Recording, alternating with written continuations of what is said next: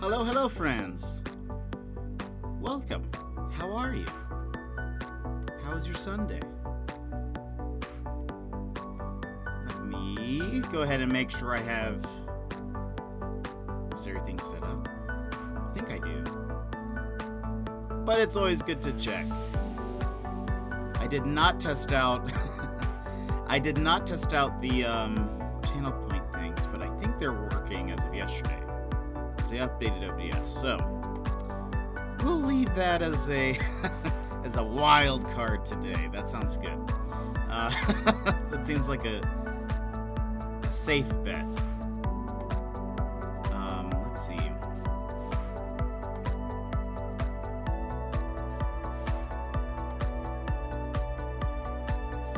Julia, welcome. How are you? Unicorn horn, amazing. Julia, welcome in. How are you? Let's see. And let's go here first. We'll start here. Welcome, everyone. How's it going? How is your Sunday? We are, this will be a little bit of a shorter stream today. We're finishing up, oh wait. What is this? Why is this going? Let's meet those. There we go. We are finishing up a case that we started yesterday. We have been playing Phoenix Wright, Ace Attorney, and we have we're in the fourth case, and I think we have like 1 day left to do. So it'll be probably a pretty short stream. But I wanted to finish this up this weekend. But yeah, how have you been? What have you been up to? Yesterday I reported that I had some good sleep the night before and had a good dream, or like a vivid dream. Same thing tonight. I slept really well, but it was also another memorable dream. But at this point, I don't remember it. I don't think.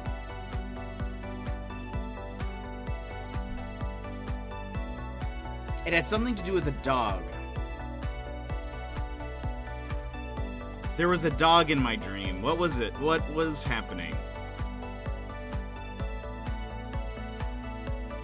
I had to find a dog, I think, right? Is that what it was?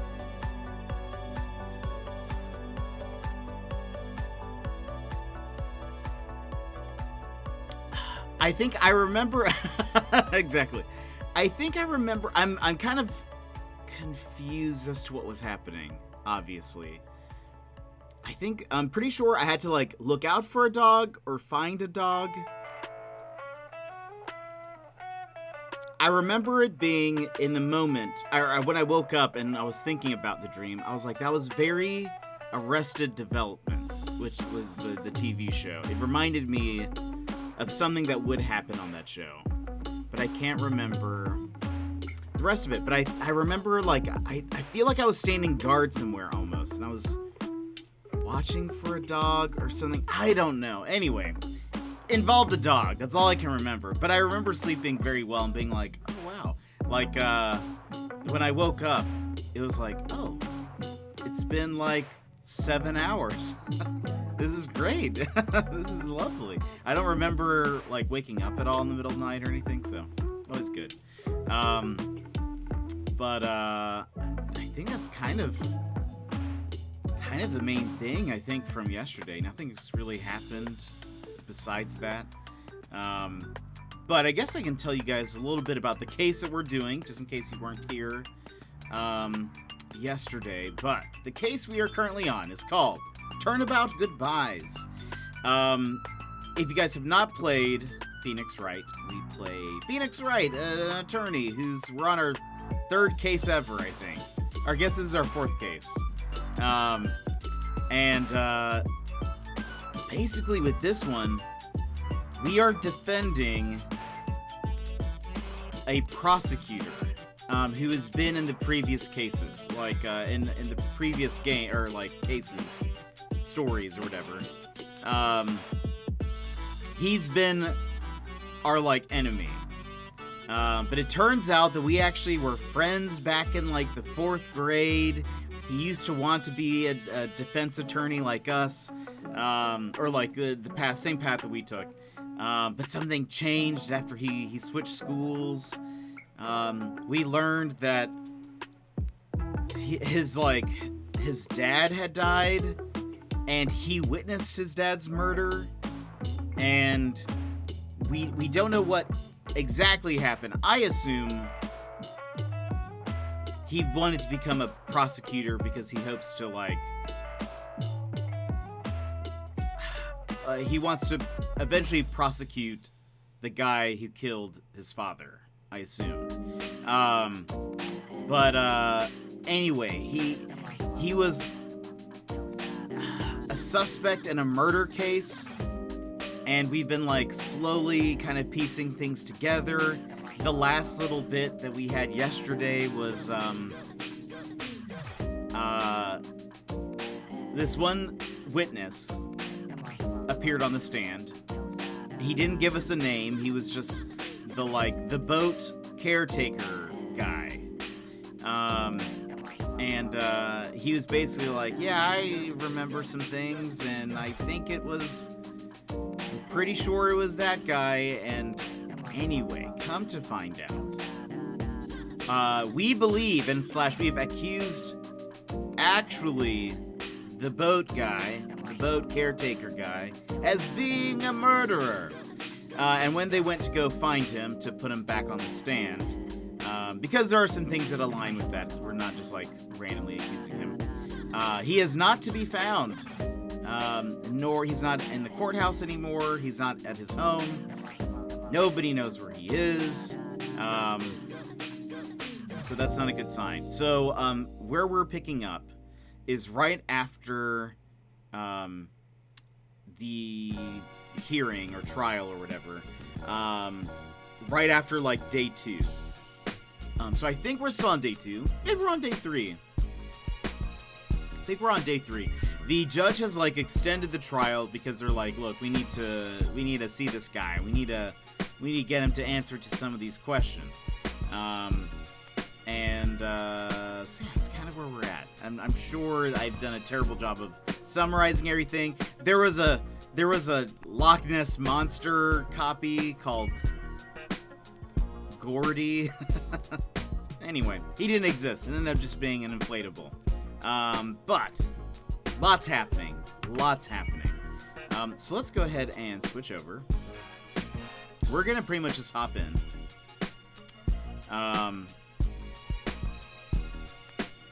Let's see. It's gonna be probably a pretty short stream.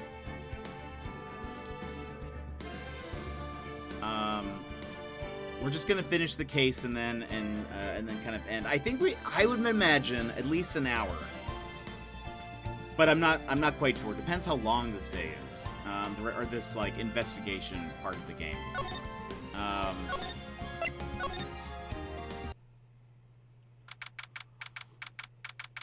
And if you haven't been around for Phoenix Wright, just get ready for my very poor voice acting, and I apologize, but this is just what you have to deal with. If you want to be here.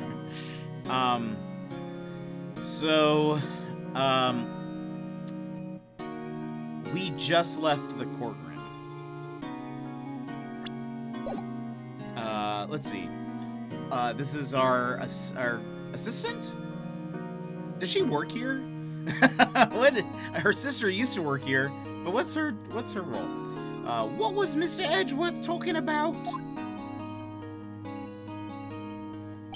That's the guy we're defending. A memory of a crime that I committed. A memory of murder. Oh, that's right. When we ended, he was like, I've remembered some things.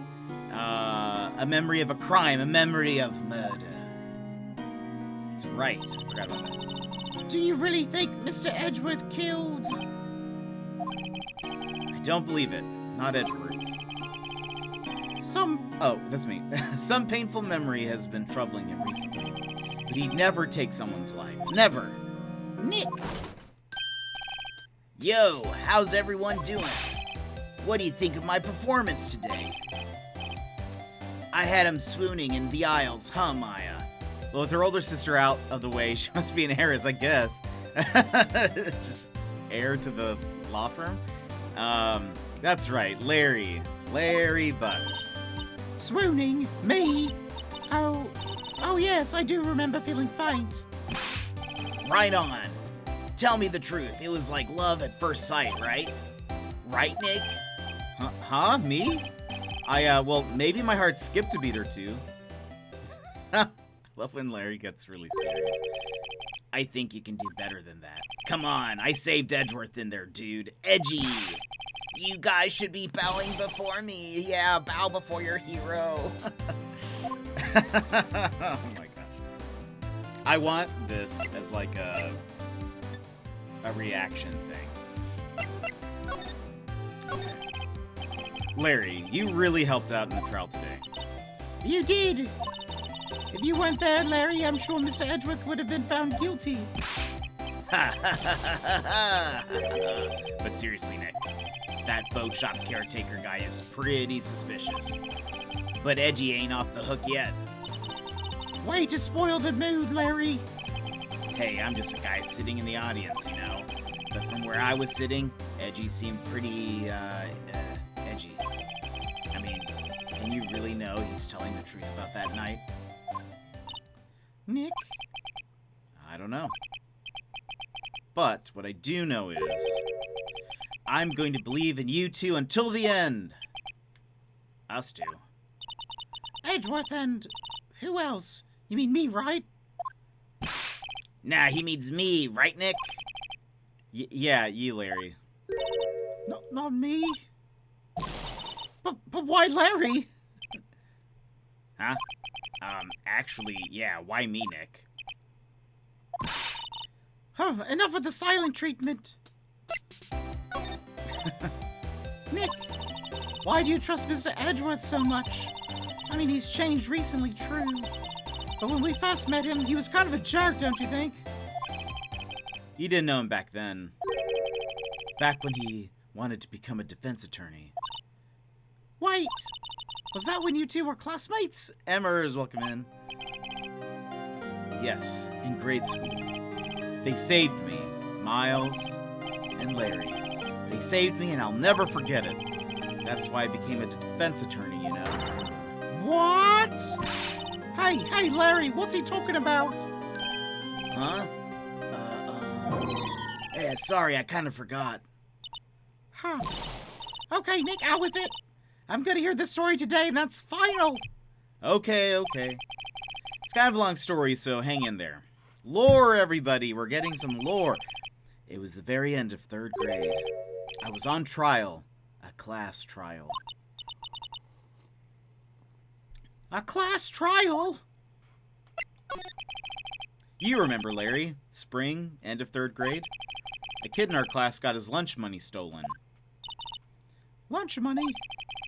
Our school was really small.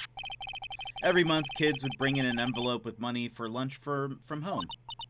Huh, I see. Anyway, this kid's envelope disappeared with $38 still inside. Oh, yeah. Now that you mention it, I do remember that. I can see why you forgot, though. You were out of school that day. Anyway, the envelope had been stolen during PE class.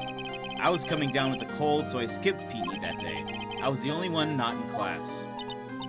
So, they thought you did it? Yeah.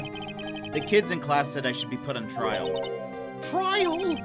So the next day, we held a classroom trial with me as the defendant. Hey, but Larry wasn't there.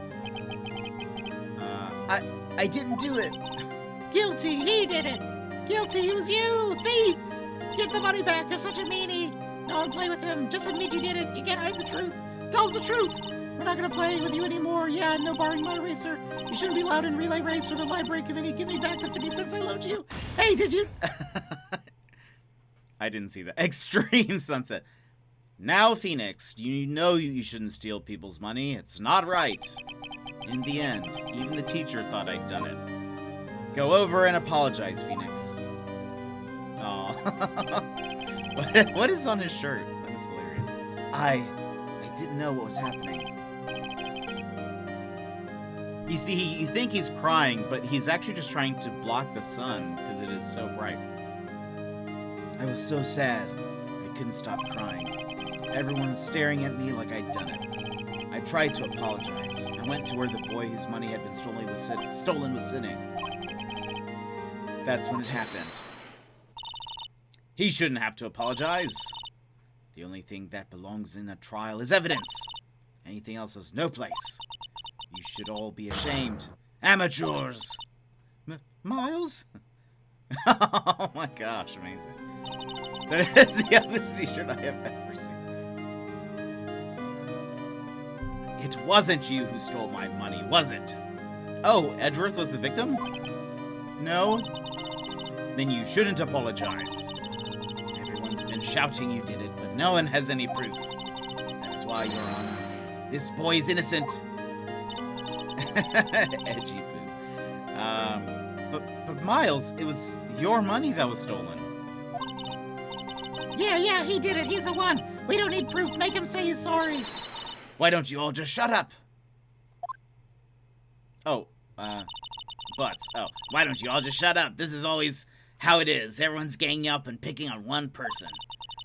Just think how he feels. He said he didn't do it, so he didn't do it.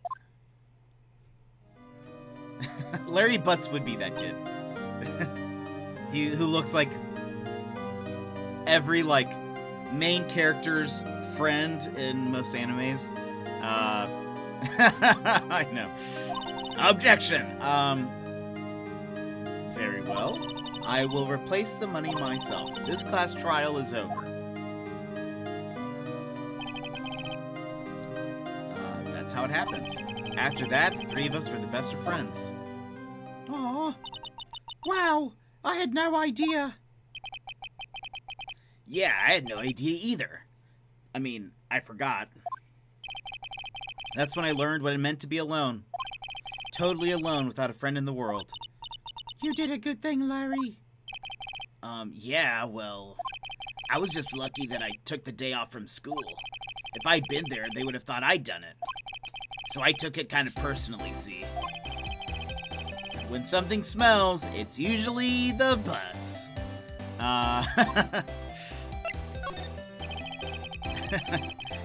Anyway, Edgeworth and I talked after that class trial. That's when I heard his father was a defense attorney. I remember his eyes would shine when he talked about his father. I'm going to become a defense attorney, just like my father. A famous defense attorney. Then a few months later, he suddenly transferred to another school. The DO6 incident. Right. I'm not sure, but the transfer probably had to do with his father's death. That's so sad. It was several years later when I heard Edgeworth's name again. There was an article about him in the newspaper. The headline was something like, "Dark Suspicions of a Demon Attorney. Fabricating evidence, manipulating testimonies, covering up facts." The article said he'd do anything to get a guilty verdict. Anything. Axiom Runner, welcome in. How are you? But why? What happened? I mean, that's not the Edgy I used to know at all. That's what I thought too. I tried to get in touch with him, I don't know how many times. He never replied. I guess he didn't want to see his old friends. I couldn't just drop it though. I wanted to meet him, to learn why he had become who he became. That's when I decided. Wait, you don't mean that's why? That's why he became a defense attorney? To meet Edgeworth? This is basically like Naruto, but the lawyer years. If I was a defense attorney, I knew he'd have to meet me, whether he wanted to or not. In court. Edgeworth believed in me, and I believe in him. He's in pain, and no one's on his side. I'm the only one who knows the real Edgeworth. I'm the only one who can help him. Whoa, Nick. So, is that why you helped me out for free? Yes. I helped you because I believed in you. Oh my gosh, his face. Except, I don't remember saying I'd do it for free. Aw, Nick! Nick! We have to save Mr. Edgeworth if it's the last thing we do, okay? Yeah, she is kind of a Sakura Hinata hybrid. Didn't even think about that, but it's true. Right. Very well may be. First, there's the rental boat shop caretaker. We need to find out who or what he is. I'd settle for who. I guess I can clean out some of this evidence I no longer need. Okay, let's go. Let's see. Did we get rid of some stuff? What did we get rid of?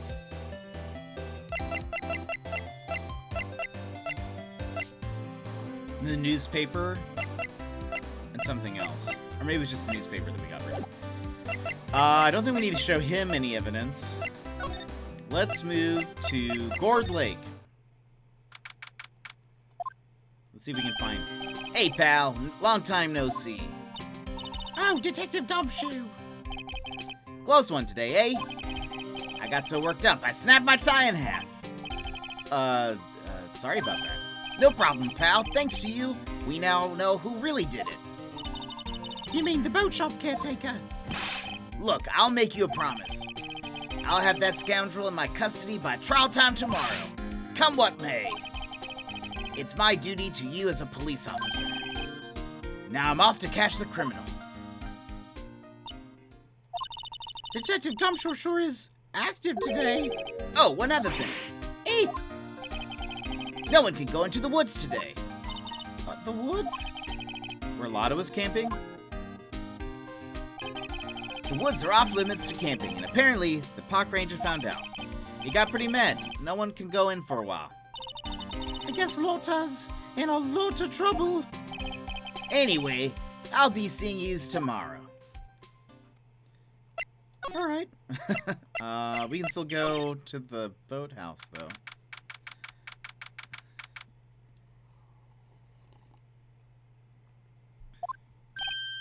Huh? The steel eyesore is missing. Eyesore? That's not her voice.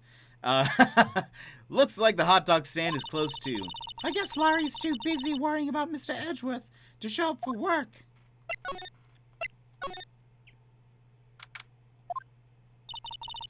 That old caretaker got away. Yep. I never imagined he might be the real murderer. Ahem. I don't know who that is. I'd know that clearing of the throat anywhere. Oh. What did I do for his voice yesterday? I don't remember. It was something like, hello. What might you be doing here? Out for a walk, hmm? Ah, the days of my youth. Like the scent of fresh lemon, you see. Mr. Grossberg, this is no time for idle reminiscing. Mr. Edward's trial ends tomorrow. Yes, that is true. But from what I saw of today's trial, Edward should be fine, right? Well, I'm not so sure about that. Oh, what do you mean by that? Well, I'm not sure. If you find anything out, come by my office at once. I may be able to offer you some assistance. Thanks. Bye. What do you think Mr. Grossberg was doing here anyway? Who knows? Can I go inside? I can.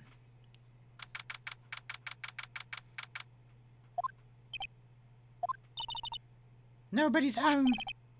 Hello, hello. Hey, hi, it's Polly. I wonder where your owner's gone, Polly. Hello, hello. I can't believe he'd run off and leave his poor parrot to fend off for herself. Hello, hello. Can we open up the safe? Everything's cold. Looks like he didn't turn on his heater. I guess he hasn't been back here since the trial. Oh, that's not a clue. These are just bird droppings, I think. It doesn't look like he used this kitchen much. You're right. I guess the whole pasta restaurant thing was a lie. What, you thought he was telling the truth? Maybe I should take care of Polly, Nick. You probably shouldn't just kidnap her. The police know about her anyway. I'm sure they'll do something. Well, okay. Sorry, Polly. He says I can't take you. Great, now the bird's going to hate me. Wait, and now looking at it, didn't Hinata have, like, I mean, I know her eyes were mostly, like, white, but didn't she also have kind of, like, a circle, like a bigger circle in her eye? I guess her eyes also look very similar. Anyway. Now the bird's... Oh, now, great, now the bird's going to hate me. That's me saying. Say, Nick, don't people usually put pictures of fish up on the wall to post about them? Can't read. Yeah, I guess so. You mean pictures of the fish they caught, right? Right, but don't all the fish in the wall here look really puny to you? Well, you know what they say. You should have seen the one that got away. Except the one that got away from us was the caretaker, and we did see him. Why do I feel like we're having two different conversations here? That reminds me, Nick. Polly here knows the number to the safe, right? Yeah, that's right. Polly, what's the number to the safe? 1228. Squawk. Let's open it, Nick. Come on. I'm sure there isn't any money in there. Aw. But hey, What, were they planning on taking it? he keeps it locked, right? So there must be something of value in there. I'm not so sure. Okay, Nick, let's see what's in there. I guess there might be a clue or two. Hey, Sal, how's it going? Hey, not a problem. This is going to be a pretty short stream as well, so don't even worry about it. The only thing in here is a letter. A letter? Aw, boring. There's no name or signature on this thing. It's handwritten in very precise, clear letters. Get your revenge on Miles Edgeworth. Edgeworth! Nick, why would Edgeworth's name be on here? How should I know? I'm going to read the whole thing. Get your revenge on Miles Edgeworth. Short strim? It is. Uh-oh. It is a short strim. We're just finishing this case, and then we'll be done-skis. I wanted to finish it before the weekend is up. It also says this. Oh, it also says, this is your last chance. Now is the time to get revenge on the two men who've ruined your life. The rest of the letter goes on to describe the murder plot in detail. How to kill Robert Hammond and frame Edgeworth. Calling Edgeworth out to the lake, getting on the boat, firing twice. This is exactly what I figured out today in court. It's all here, in perfect detail. Oh. What do you think it means, Nick? I don't know, but it looks like these are instructions for that caretaker.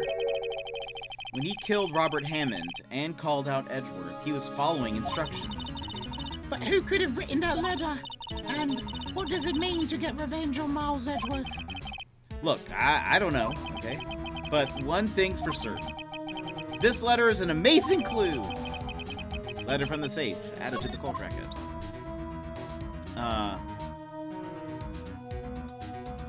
Oh, you're good. We just started 30 minutes ago. So, we weren't even on. You mean earlier? We weren't even on. There's nothing left in the safe. I wonder why the caretaker didn't take the letter with him. He left in a hurry, right? I don't think he even came back here after the trial. Ah! What's wrong? Huh? Oh, never mind. What? Tell me. Just when I saw the TV, I remembered. They're showing a Pink Princess special this week. Oh. See, that's why I didn't want to tell you. Okay. Okay. That fishing pole looks expensive. Maybe we should bring it to Detective Gumshoe. Don't you think the caretaker would mind? Well, we can just leave him the metal detector in exchange. Maybe we'd better not. That's literally just random theft. Let's go to, whoops.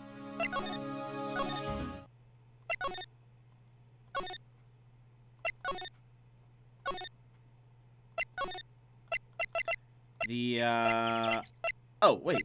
What? Why can't we go to that guy's office?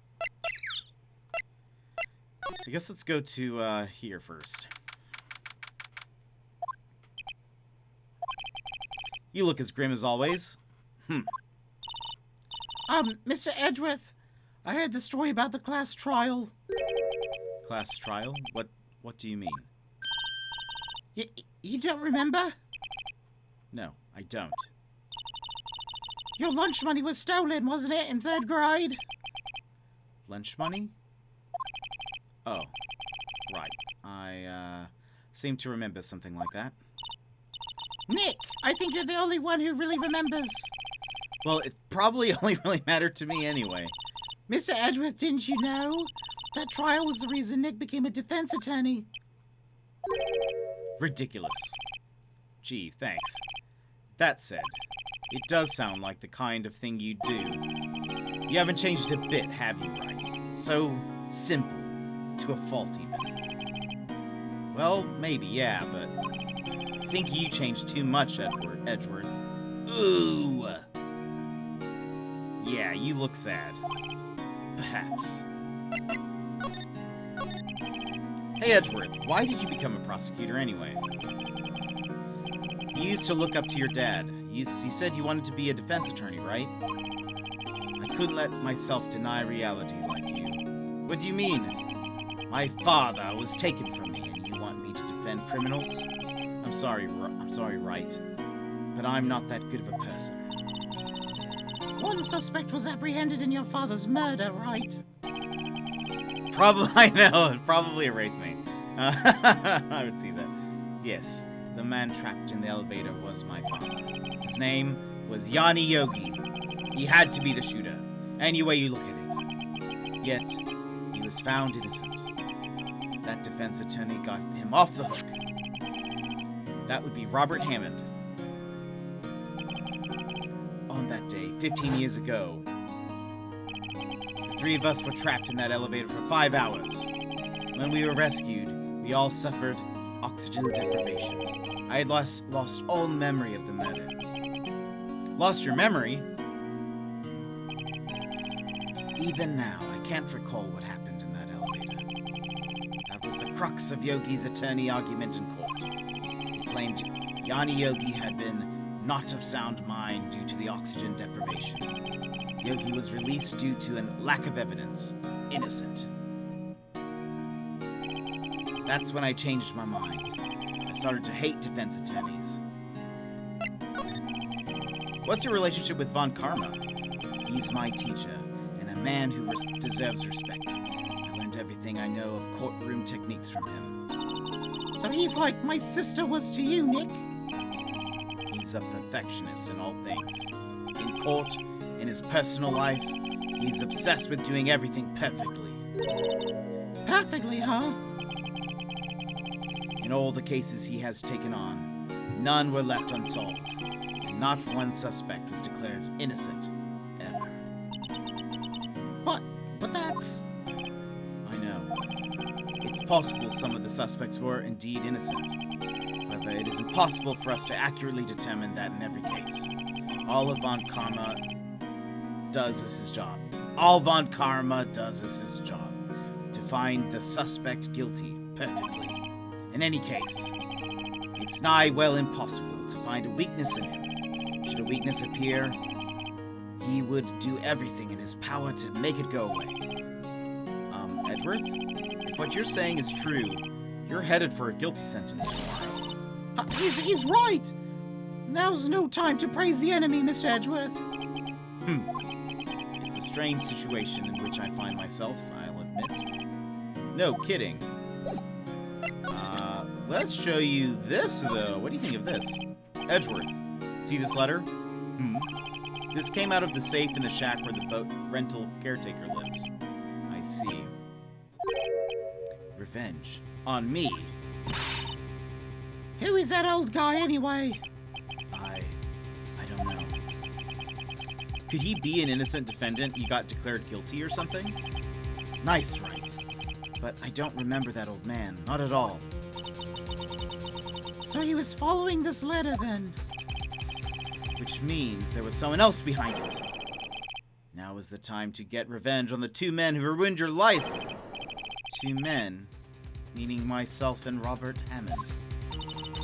It also says this is your last chance.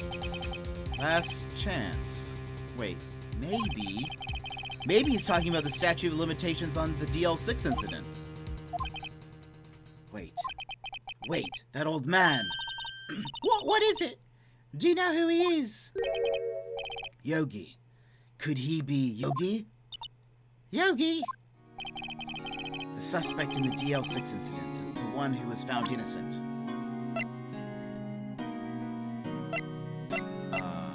Should I show you something else?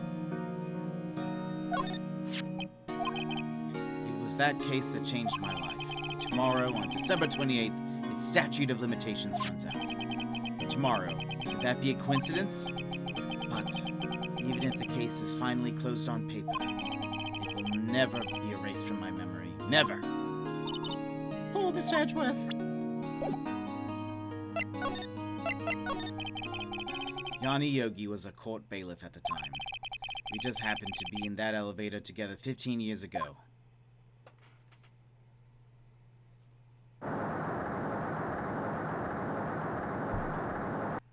The earthquake. The quake was incredibly strong. Before I knew it, everything was dark. We were there for so long, it felt like forever. The air thinned, and the darkness closed in on us in that little box. We became unsettled. Help, I can't breathe. I don't know who's who talking here. Quiet, I said quiet. You're not making this any easier. I want to get out. Help, get us out. Don't shout. You'll just use some more oxygen.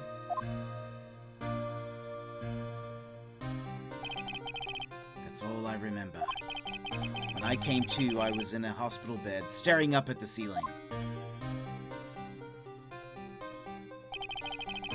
In court, Yanni Yogi's mental condition was called into question. They claimed oxygen deprivation and stress had caused temporary insanity. In the end, the claim was passed the court, and Yogi was found innocent. Huh, but isn't that strange? This letter tells him to get revenge on Edgeworth. Why would he want to take revenge on you? Right. Yeah? There's something that's been troubling me these last few days. I didn't know whether or not I should tell you. You mean the nightmare? It's a nightmare I've had. A memory of a crime that I committed. A crime you committed? A memory of a murder. I think the time has come to tell all. The nightmare! For the last 15 years, I've had the same dream almost every night. I wake up in a painful sweat every time. What kind of dream? It's a dream about my father's killing in the dark. Help, I can't breathe. Quiet, I said quiet. You're not making this any easier. I want to get out. Help, get us out. Don't shout, you'll just use up more oxygen. I can't breathe. You're using up my air. What? Stop breathing my air. I'll stop you. What? What are you? Stop breathing my air. No, Father! He's attacking Father! Then I see the pistol lying by my feet. I don't know if it was evidence from that day in court or the bailiffs. In a daze, I pick up the pistol. Get away! Get away from my father! Uh-oh. Wah!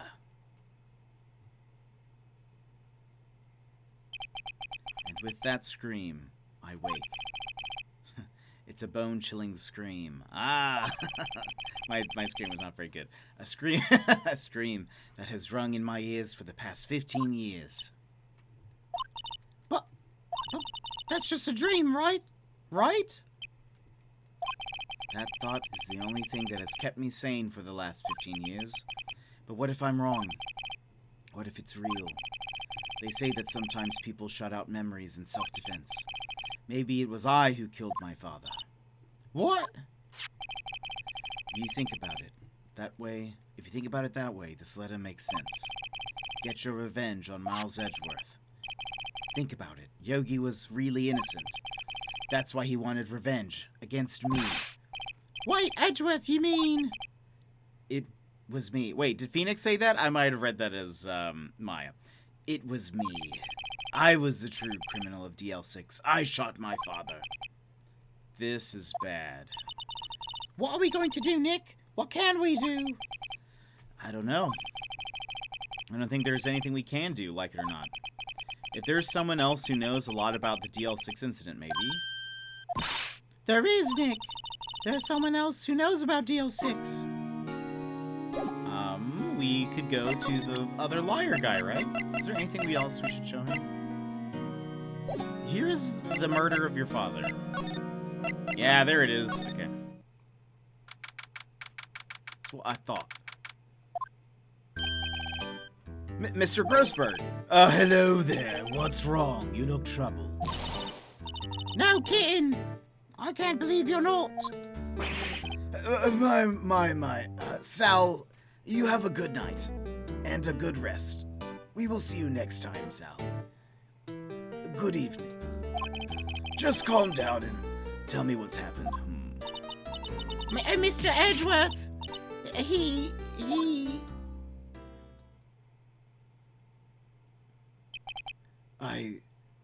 I see.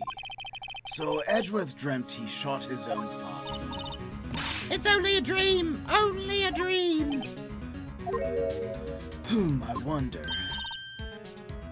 What? If that's the case, then why do you two look so troubled? Well... Also, consider this. Yogi quite certainly holds a deep grudge against Miles Edgeworth. So deep, he'd want to frame him for murder. This leads me to surmise that Mr. Edgeworth's dream was not a dream, it was real. As you imagine. He looks like Detective Conan. He looks like Detective Conan in that outfit. Miles Edgeworth threw the pistol to save his father. The pistol fired, and the deed was done. No! I don't believe it!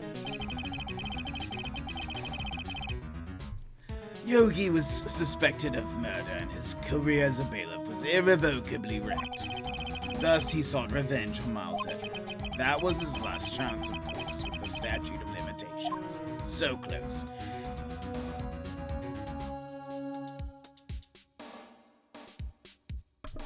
Excuse me. I think when I do voices, it like jumbles up my sinuses. And I always end up sneezing. What else?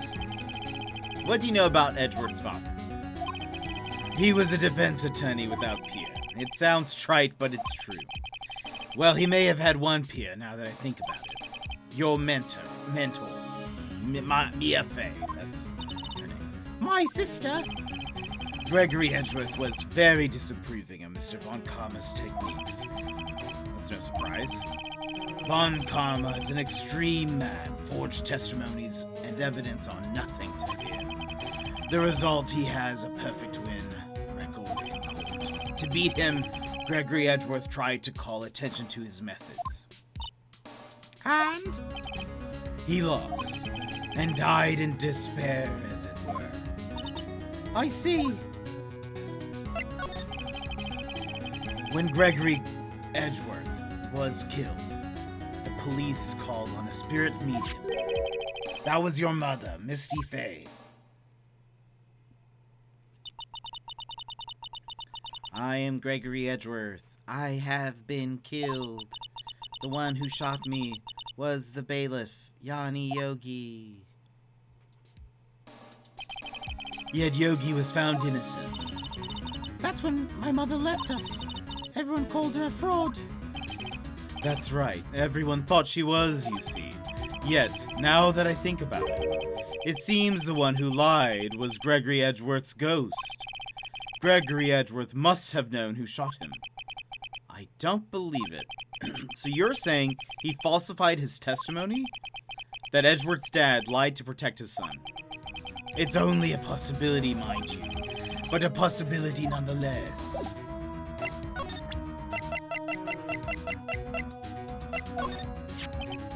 Oh, so this is the letter. It does seem the Yogi was following this letter when he killed Hammond. But why kill Robert Hammond? Hammond was a skilled defense attorney, but he defended clients not for their sake, but for his own. Huh? His own sake? He never trusted his clients, that one. The only thing he trusted was his own ability. Well, he got his client found innocent, so why should it matter? Actually, my dear, it's quite different. He won that innocent verdict for no one but himself. Yogi was a free man, but socially, he was ruined. You'll understand soon enough. Wait. What is it? This letter. I've seen this handwriting somewhere before. A long time ago. Whose handwriting was this? Do you have any idea who wrote this? Uh-oh. I want to say it's Von Karma.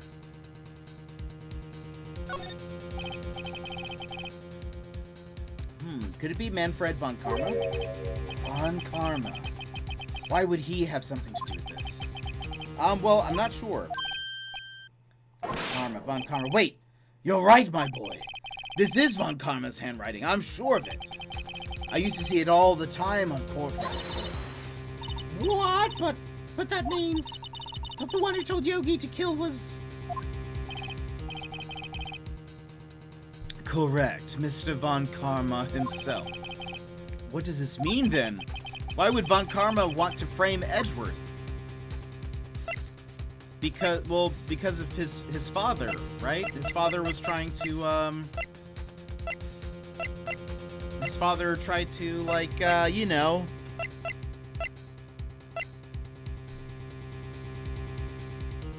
His father tried to,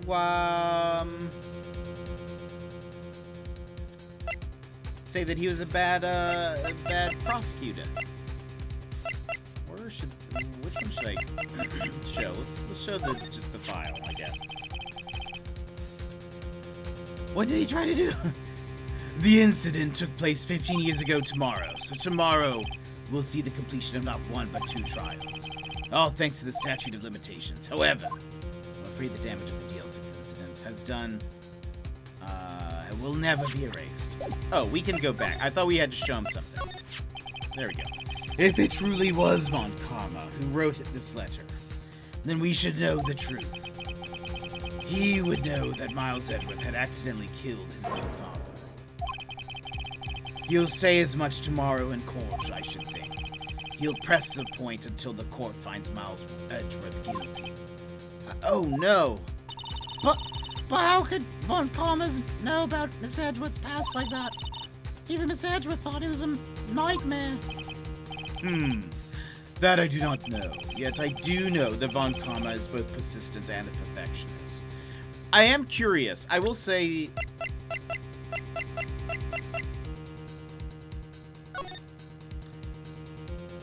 So there is a gunshot in the window.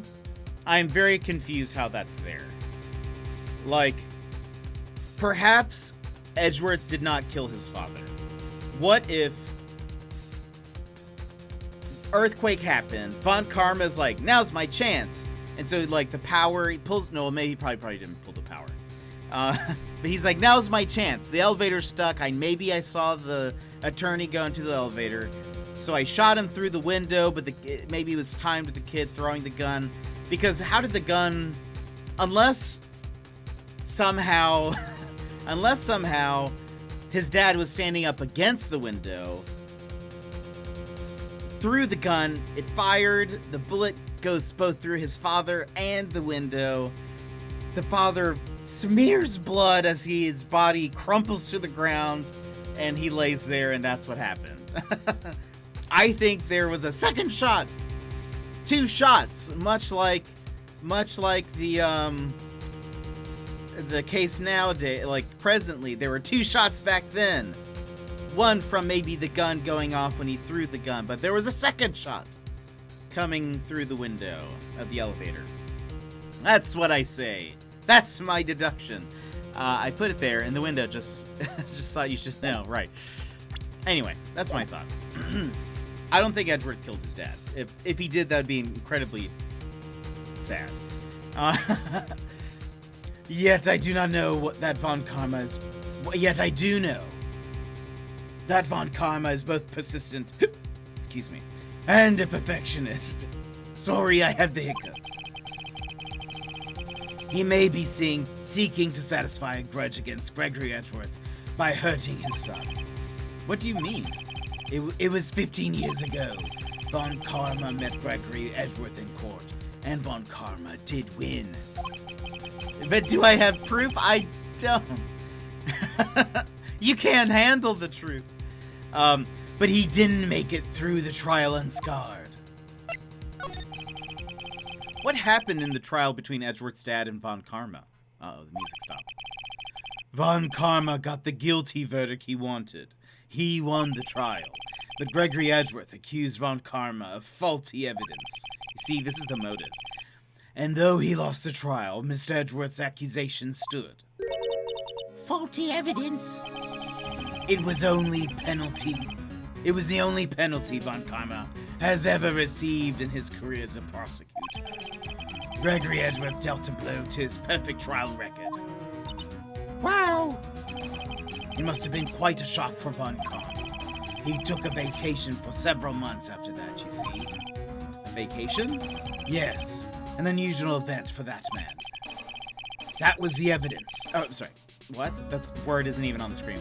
That was the first and the last vacation he's taken in his many years of prison. Really? He doesn't take vacations? Like go to the sea or to the mountains? Don't tell me he's never been to Europe. You see, she has been to Europe, everybody. She has. That's why she has a British voice. You have strange ideas about vacations, Maya. In any case, that was the only time he took a vacation from work. I believe the penalty upset him quite a lot. Odd. If he wanted to keep a perfect record so badly, why would he take such a long vacation? What do we do now, Nick? Von Karma's going to bring up DL6, you can bet on it. What if Mr. Edgeworth pleads guilty to DL6? I won't let him. Yes, Mr. Wright. I hate to say this, but even accidental murder is murder, you know. I know that. I just believe in Edgeworth's innocence. I can't believe he'd kill someone. But Nick, Mr. Edgeworth admits it himself. His father must have lied to protect him from beyond the grave. I don't care. I know he's not guilty. Mr. Wright, if you say so, I suppose I could go check again. The police files might hold something of interest. Mr. Grossberg, thank you. I can't promise anything. In fact, I think the chances of finding something are slim. I understand. The police materials. Is there anything else we should show him? Can we show him this? Oh, that's what we did. We already did that. How about this photo? This photograph. Gregory Edgeworth, he was a gifted man. His death was truly a loss.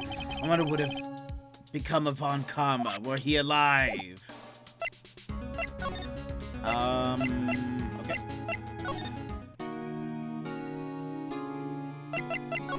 Anything?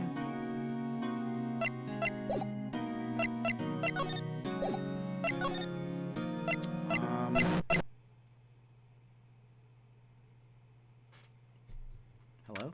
Game? Oh. It made a weird noise in my headset. I don't know if you guys heard that too, but I was very confused. It like timed perfectly with the ending of the soundtrack. There's hardly anyone here.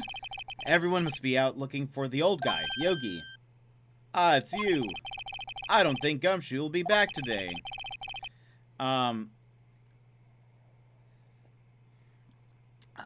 Hey Jet, some guy just drove off the map on purpose with me in a trident. I'm ready to fight. Oh no. By the way, if you stay in the trident, you'll fly back, like it'll give you a boost.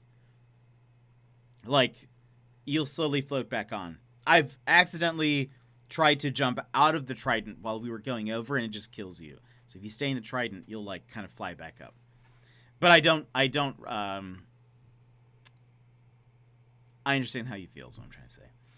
He's staying out late looking for someone. Sounds like Detective Gumshoe's pounding the pavement for real. We were wondering if we could check the record room again. Well, now, I can't have just anyone wandering around in there.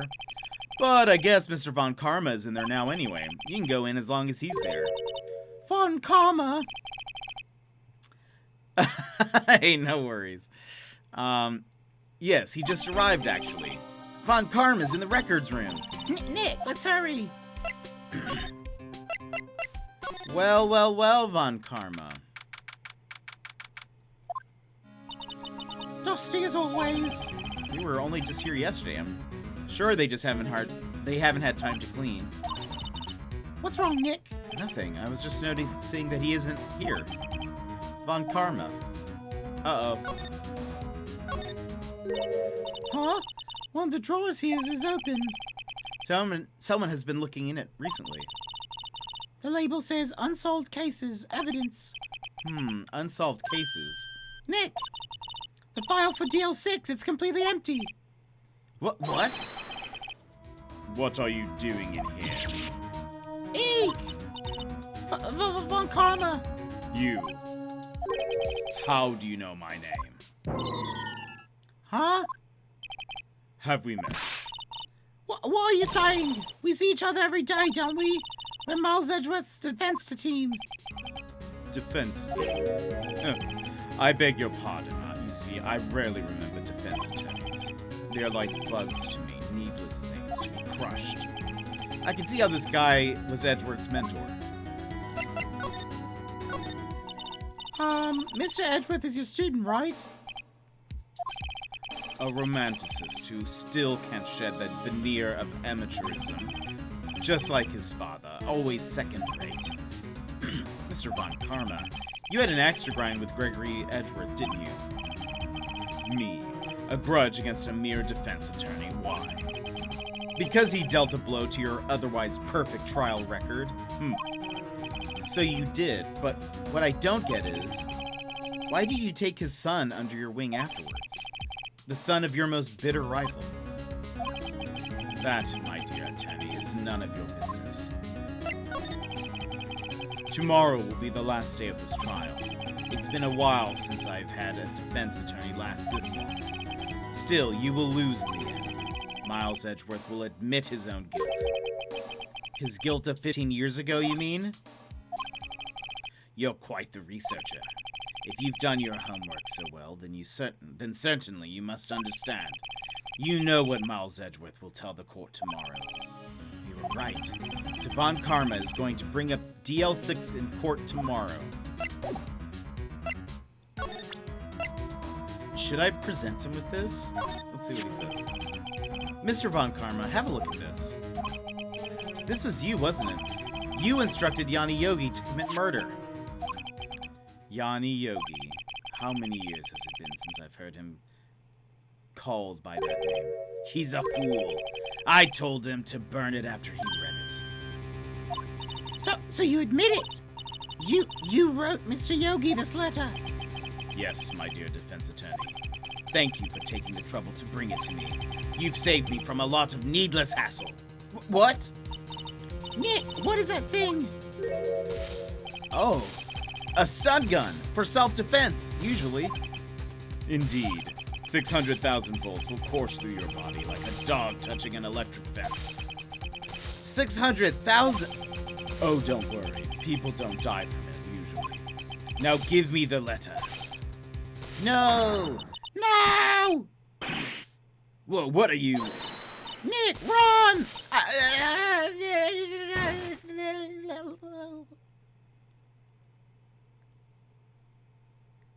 Did I do a good job?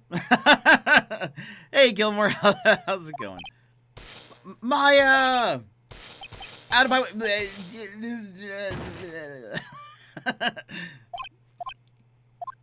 Oh, no. He got us. The letter's gone. Of course, maybe I shouldn't have shown it to him.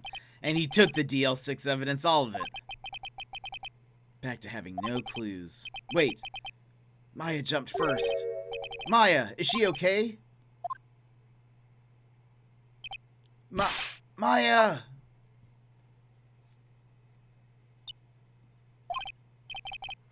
Maya, open your eyes! Am I dead? Maya! The letter!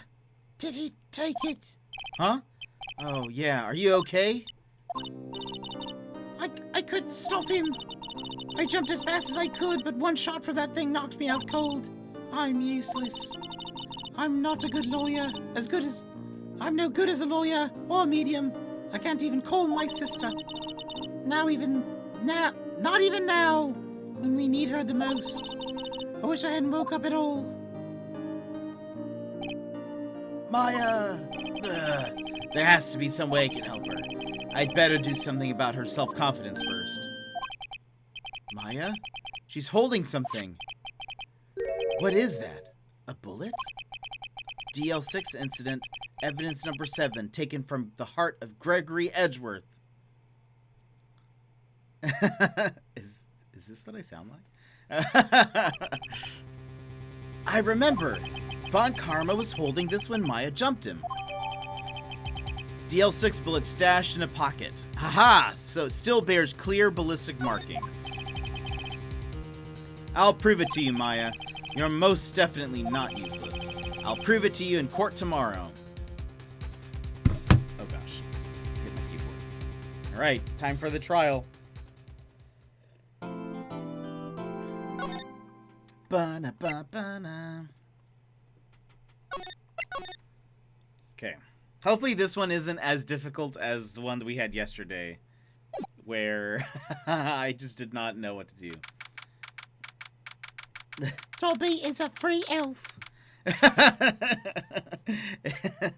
Is that, I guess that is my Maya voice is also very similar to my Dobby voice. Now looking into it, you're right. Maya is a free medium.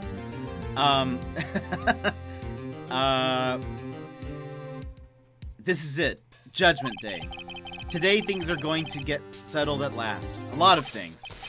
Why? Oh, that's me. Wah! What's the big idea? Sorry, Nick. I only touched your shoulder. I guess the shock hasn't worn off from my run-in with the stun gun yesterday. Anyhow, today's the last day of the trial. Good luck, Nick. Yeah, thanks, Maya. Edgeworth is looking glum as always. I hope Von Karma doesn't push him too hard. Whoa! What are you doing? I'm sorry. I just thought I'd cheer you up with a pat on the back.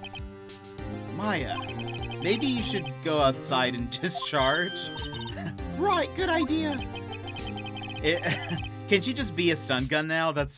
She's a bad medium. She's not a good lawyer, but she can be like our muscle now.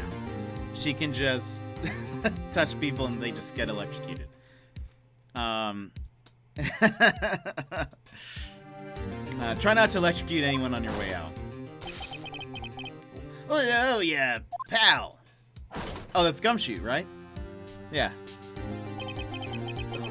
Hey, what's gotten into that girl? Detective Gumshoe. Morning, Mr. Edgeworth. Good morning. How did it go, Detective? Have no fear. As promised, I've captured our runaway caretaker. I just brought him in. Took all night, pal.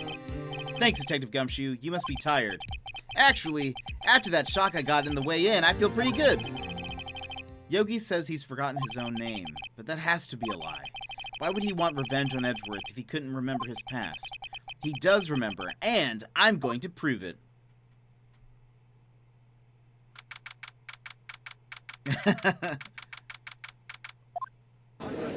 Okay, last day of the trial. It's our last day. Court is now in session for the trial of Miles Edgeworth. The defense is ready, Your Honor. The prosecution is ready. Right, very well. We have reached the final day of the proceedings in this trial. I ask that the prosecution submit decisive evidence. Understood.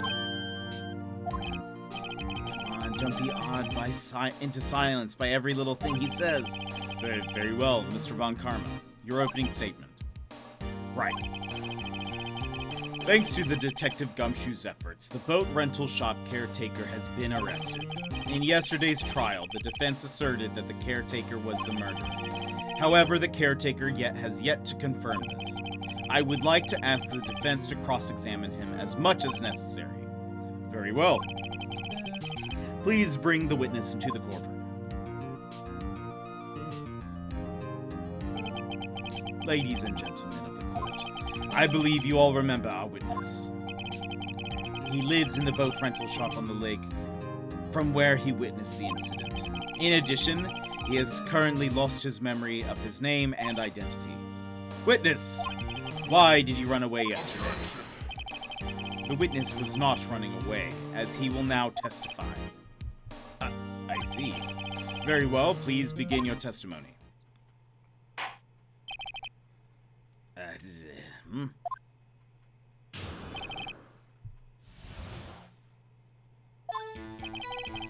I'm really sorry about just leaving yesterday like I did. But I wasn't running away on nothing. I went to buy some food for Polly, see? I figured I got nothing to do with this incident anyhow. I need one of those motive things, right? And I don't got one. So my testimony yesterday stands as is. Very well. Let's begin the cross-examination, shall we? He has to know his name. Yanni Yogi. You're Yanni Yogi, and I'm going to prove it. I don't know how I'm going to do that, actually. But let's save. Saving seems like a good idea. Guess who messed this up too bad. I'm really sorry about just leaving yesterday like I did. I'd call what you did running away and not just leaving. You heard Larry's testimony and realized you were in danger. Now, Mr. Wright, there's no need to rush to conclusions. As I said, the witness was not running away. Listen to the rest of the testimony. He sure seems relaxed. In fact, they both do, Von Karma and Yanni Yogi. But I wasn't running away. Then why did you leave? He's just about to say why. It's so odd for you to just quietly listen when someone is talking. If I sat quietly, Edgeworth would be guilty in 3 minutes. I went to buy some food for Polly. Food? Well, Polly is a bit of a gourmand, you see. She only eats these high-quality bird pellets from France. They only have them in the big pet shop downtown. But you weren't arrested until this morning. Why didn't you go back to the caretaker shack? Well, I kind of got lost, you see. The witness has trouble remembering things sometimes. When the police apprehended him, he was on his way back to the shack. Yeah, right. Nice try, Von Karma. No one's going to believe that. I see. So he was lost. Please, Your Honor, come to your senses. I figured I got nothing to do with this incident anyhow. You've lost much of your memory, is that correct? Yep, seems like it. Then how could you know that you didn't have anything to do with this incident? Or maybe you're lying about not having your memory, You know exactly who you are. The witness has testified quite clearly that he has no memory of who he is. If you claim he's lying, then show the court proof. How am I supposed to prove what's going on in that old codger's head? That's impossible. I'm glad you've come to your senses, Mr. Wright. Very well. Witness, please continue. I need one of those motive things, right? And I don't got one. How can you say you had no motive? I say you do. You had a grudge against You had a grudge against Edgeworth and the victim, Robert Hammond. That's why you took revenge on them, right? Please don't make me repeat myself, Mr. Wright. This witness has no memory of anything beyond several years ago. He can't hold a grudge. It's impossible. have to prove he's lying about his memory. Otherwise, it's going to be this same thing over and over until the trial ends. Might I say something, Mr. Wright? Yes, Your Honor. You've been saying the same thing now over and over. You've been calling the witness's memory of the past or lack thereof into question. But does this really have anything to do with the current case? Of course, Your Honor. The witness has said he has nothing to do with this case and no motive. Both of these statements are lies. Order. Order. Mr. Wright, there is a serious problem with your claim. Or are you saying you know who this witness is? Of course, Your Honor. Ho ho! Now this is interesting. I would like to know myself, so who is he? Don't play dumb, Karma. Mr. Wright, please tell us this witness's name. His name is Yanni Yogi, a former court bailiff. Yogi, that name seems familiar. Oh, Yanni Yogi, from the DL6 incident. Figures the judge would have heard of it. It was such a famous case. But what does this mean? Your Honor, if this man is Mr. Yogi, then he has a clear motive. Tis. Jumping to conclusions again, Mr. Wright. This man, this witness, is Yanni Yogi. Fascinating. However, how do you propose to prove this to the court?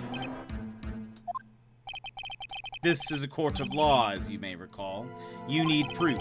And allow me to repeat one more, that the witness has lost his memory. This is it. I have to do this now. If I can't prove he's Yogi right here, right now, then I've got nowhere else to go. Nick, how are you going to prove it? How can you prove that he's Yanni Yogi? It's okay. It's actually quite simple. Your Honor, please take this man's fingerprints. Then we'll compare them to the fingerprints on file for Yanni Yogi 15 years ago. I see, that makes sense. I've been trying for the last hour to load this properly. To load what? Huh? I'm so very, very sorry, Mr. Wright. Why? The witness has no fingerprints. What? What? No fingerprints? You see, before I worked as a caretaker, I worked at a chemical plant. I burned my fingers working with the stuff, yep. What? Yogi, you sneak. You burned your fingerprints off to hide your past? Well, if the witness has no fingerprints, I guess we will not be able to prove his identity. No. Oh, the stream? Oh, weird. Well, I'm glad you made it. Well, what will you do, Mr. Wright? It seems that the case has been decided, no? No. I know what happened. I know everything. I just can't prove it. No, I can't let it end like this. I can't lose. There has to be another way.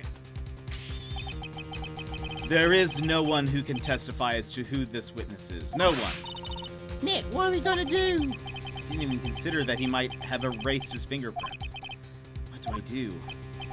Tis. Well, Mr. Wright.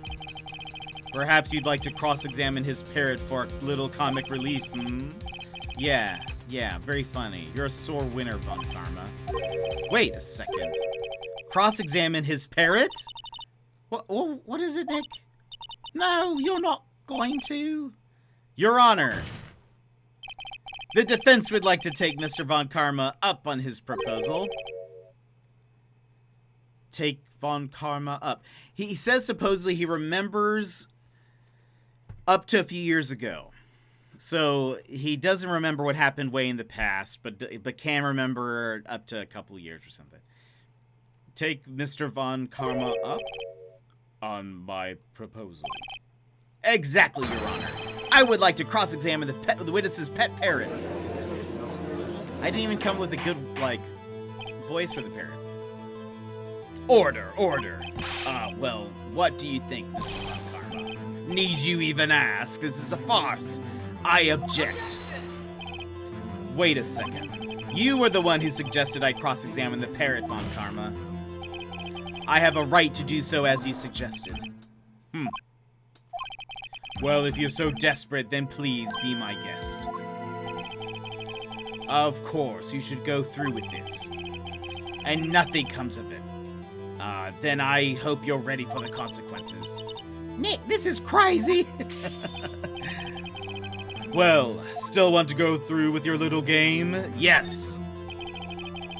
Let the parrot take the stand. I will cross-examine her, Your Honor. This is the most ridiculous thing I've ever heard. Von Karma's rigged every person's testimony, every piece of evidence, except the parrot. She's my last chance. At least I think so. Bailiff, bring in the parrot. This is amazing. Objection.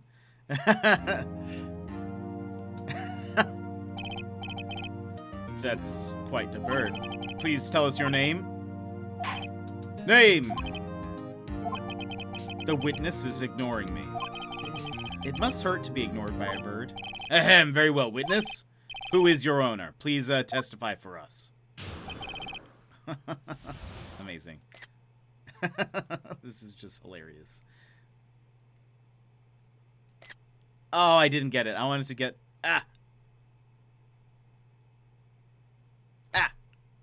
Did I get... I'm trying to get where...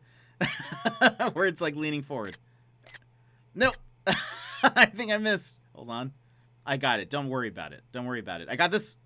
Now. Did I get it?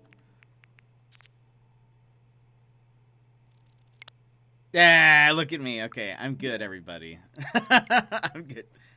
I guess I could have taken a video. You're right. That's good. Oh, that's true. That'd have been smarter. That'd have been smarter. Look, we'll do that now. Hello, hello.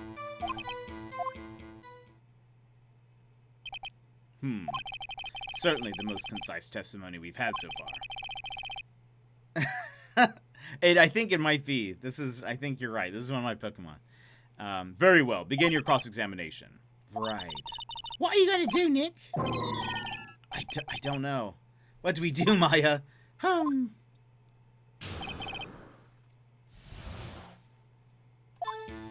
Hello, hello. Witness. You can't just say hello and expect us to get anywhere. I want you to testify. Maya, you talk to her. Right. Oh, what do I say? Have we forgotten something? As I recall, 2 days ago... Polly, have we forgotten something? Don't forget DL6. If I can get Polly to say that here, that will prove that the caretaker had something to do with DL6. Polly, have we forgotten something? Hello, hello. What? That's not what you're supposed to say. Forgot something. We forgot. Hello, hello. Uh-oh, it's not working, Nick. She won't say it. This is ridiculous. Why won't she say it? Tis something the matter, Mr. Wright. Wait. Don't tell me Von Karma expected this. He couldn't have retrained the parrot, could he? Did he train her not to respond when we asked if we'd forgotten something?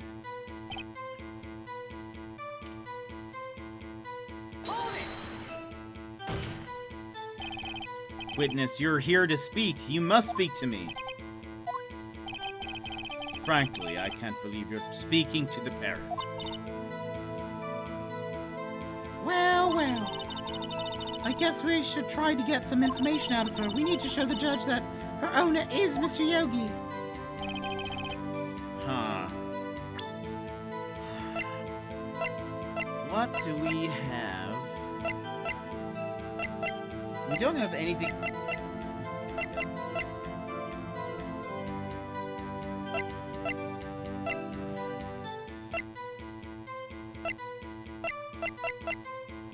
Hold on. Let's save. Oh, was it the ad block that was stopping the stream from loading? Is that what was happening? What if we show the lake photo? I mean, it's so hard to see anyone's face. Bullet, metal detector. Maybe we show the bird the file. Okay, not it.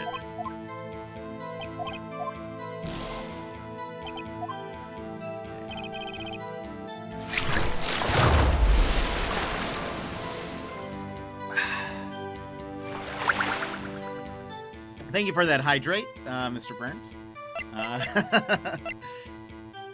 Let's see. What if we show...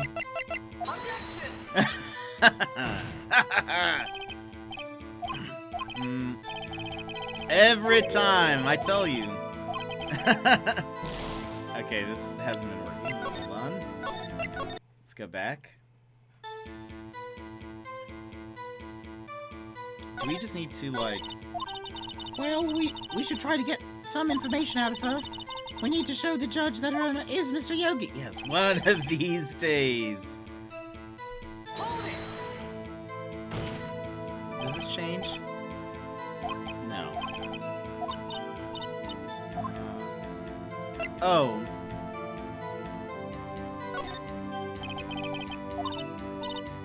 Polly, what's your name? Polly.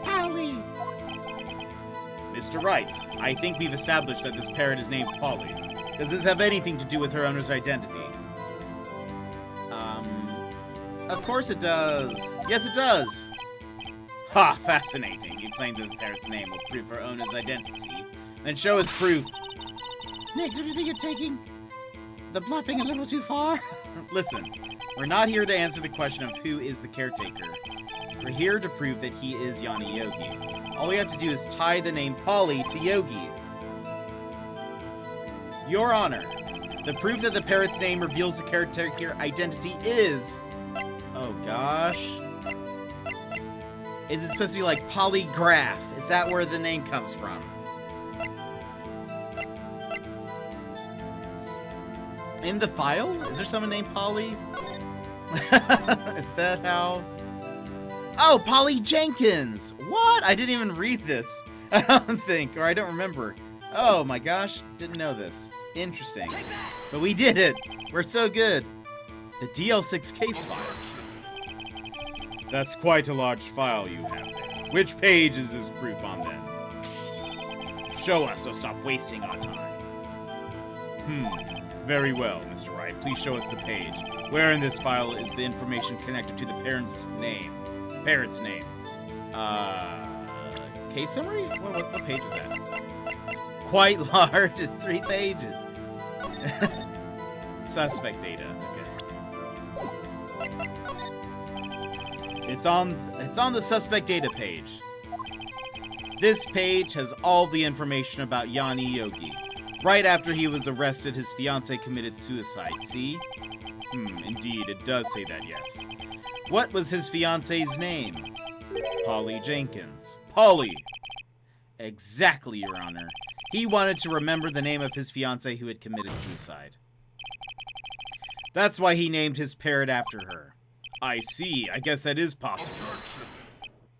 Bah, a mere coincidence, that's all. My granddaughter has a dog she calls Phoenix. Well, Mr. Phoenix Wright, does this make you my granddaughter's fiancé? She's only 7 years old. Indeed. Alone, it is a little weak for evidence in a murder trial. He would need some other corroborating evidence. Where am I gonna find that? Nick, we're getting closer. One more. We can just get one more piece of evidence. Right, but what? Very well, witness. You may continue. A Phoenix dog.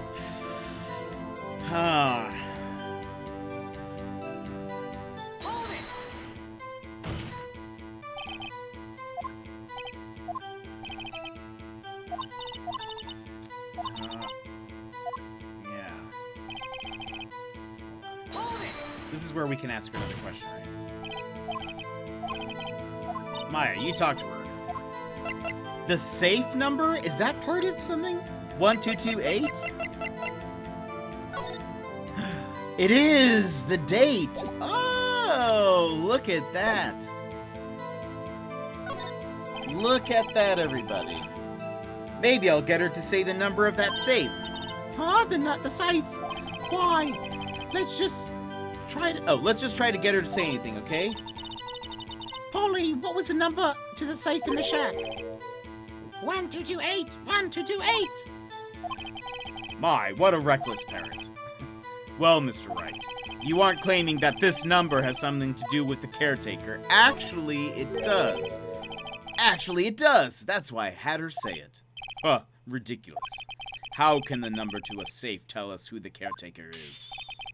Show us your proof. What could possibly link this number to the caretaker's true identity? Take that! The DL6 case file.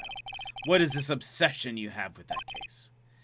Mr. Wright, where in this file is something relating to the safe number? Case summary. It's on the case summary page. The case summary? Specifically, the date on which the DL6 incident occurred. The date of the incident, December 28th.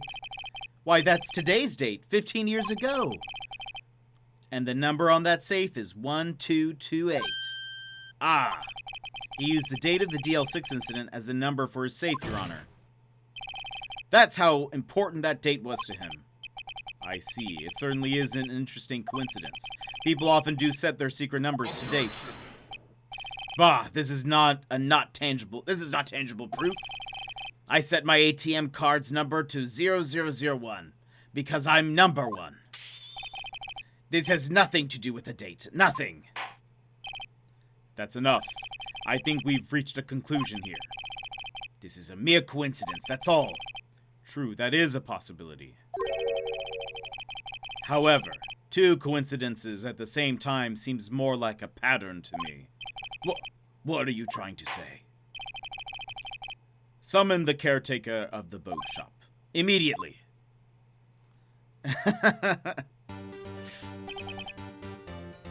Witness, tell us your name. Wait. Oh, he was number one. This witness, he doesn't remember. No, it's okay. I've accomplished what I've wanted to do. I'm done. Nick, he looks totally different. This is the real Yogi, I think. Finally. He's been acting feeble to hide his true identity. Acting for 15 years. Well, let me ask you again. Please state your name to the court. My name is Yanni Yogi. 15 years ago, I served as a bailiff in this very court. Order. Yanni Yogi. So was it you who killed Robert Hammond and tried to frame Miles Edgeworth for his death? Yes, it was me. I did it. They put me on the witness stand 15 years ago. Robert Hammond, he said I was mentally unsound. He told me it would make me innocent, get me off the hook. So, I pretended to have brain damage. I was innocent, really. But he didn't believe me. He won the trial, but I lost everything. I lost my job, my fiancé, my social standing. Then, this year, 15 years later, a package arrived. It was a letter and a pistol. The plan was written out in careful detail. It was a plan for me to take my revenge on the people who ruined my life. I didn't care who had sent it. I thought this was my chance. After 15 years, this was it. Finally, a chance to have my revenge on Robert Hammond and Miles Edgeworth. I have no regrets. Wait a moment. Revenge against Miles Edgeworth? What do you mean? I am not at liberty to speak on that matter. Why don't you ask Mr. Edgeworth yourself? Anyway, I admit I was the one who killed Robert Hammond. Ooh. Bon Karma, where is Mr. Yogi? Under arrest, Your Honor. I saw no room for error in his confession. Then the defendant, Miles Edgeworth, is innocent, in this case at least. Very well. Will the defendant please take the stand? There are few mysteries left unsolved. Still, you are cleared of suspicion for this particular case. So I would like to pass the judgment on the murder of Mr. Robert Hammond. Any objections? don't believe it. Why isn't Von Karma saying anything? Very well. This court finds the defendant, Mr. Miles Edgeworth. Not guilty. Wait, so do we not get to accuse Von Karma of anything in this trial? Because that's upsetting. That is all. This court is adjourned. Objection! Oh? Did someone say objection?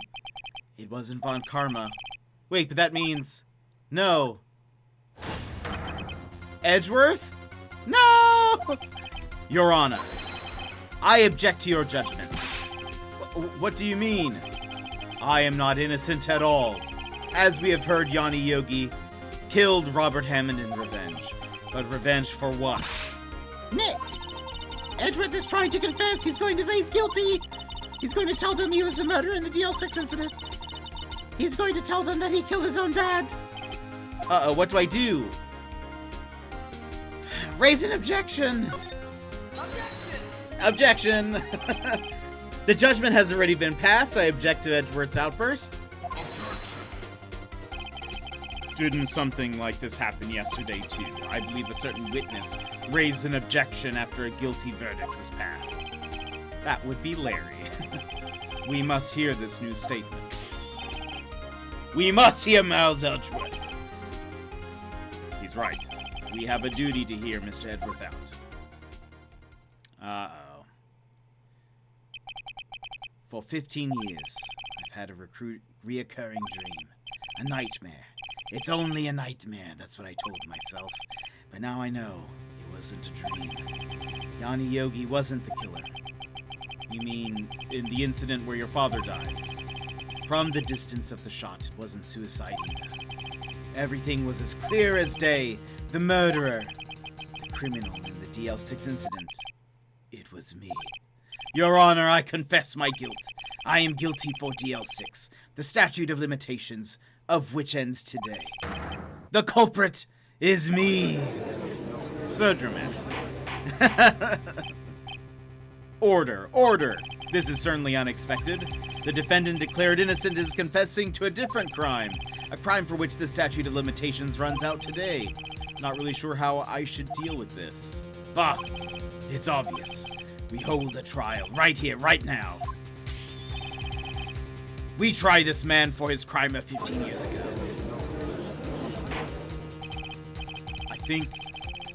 I think I would like to take a 5-minute recess. During this time, I will consider the appropriate course of action to take. Court is adjourned. Whew.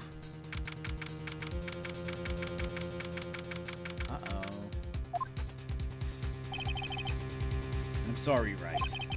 I've just wasted all of your effort. Mr. Edgeworth, I just don't believe it, sir. I mean, you kill your dad? I didn't want to believe it myself, detective. But it's the truth. I deserve to be punished. Murder is murder, no matter what the circumstances. This is crazy. Just crazy. Nick, what are you doing? Huh? Oh. I was just reading through the court records once more. I'm getting my case ready. Your case for what? Huh? Isn't it obvious? I'm gonna prove that Miles Edgeworth is innocent. What are you talking about, pal? He just admitted to it. He confessed that he did it in court. I'm sorry, Edgeworth, but I don't believe your nightmare. What? It's just a dream. It's not real. The truth is right here in this court record. In any case, tighten your belts. The real fight is just beginning. I'll prove you're innocent. Trust me. Right.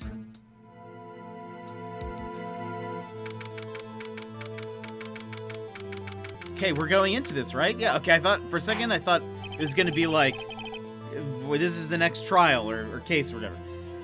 Now then, I would like to resume our trial. Tank, we'll see you later. Judge, Miles Edgeworth has admitted his own guilt. He has confessed his crime. Let us begin by hearing his testimony. Then, though pointless, Let the defense do their cross-examining. The statute of limitations on the DL6 incident runs out today. Though it's unconventional for me, I'd like to run this one by the book. I see. Does the defense have any objections? No, Your Honor. Von Karma, you knew this was going to happen from the very beginning, didn't you? Very well. Will Miles Edgeworth take the stand? Whew.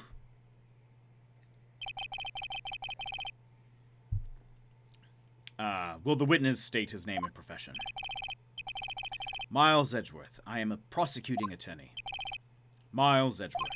15 years ago, you mistakenly killed your father, Gregory Edgeworth.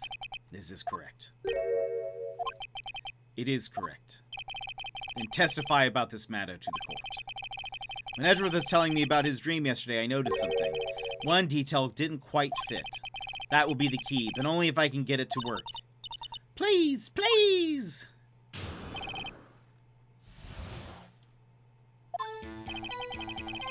That day, I had gone to the courtroom to observe one of my father's trials. As we went to leave, an earthquake struck, trapping us in the elevator. My father and Mr. Yogi lost their composure and began to argue. Just then, something heavy fell at my feet. I picked it up and threw it at Mr. Yogi. I wanted them to stop fighting.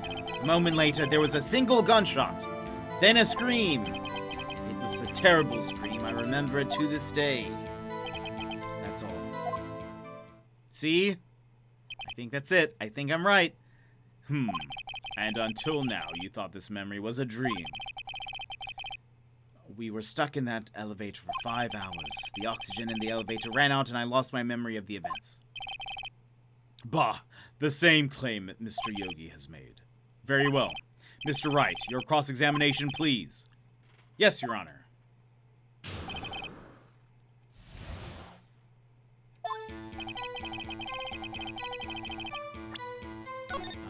Let's save. Okay, I don't think that's gonna... As we went to leave, an earthquake struck, trapping us in the elevator. My father and Mr. Yogi lost their composure. What did you do then? I was a 9-year-old boy at the time. What could I do?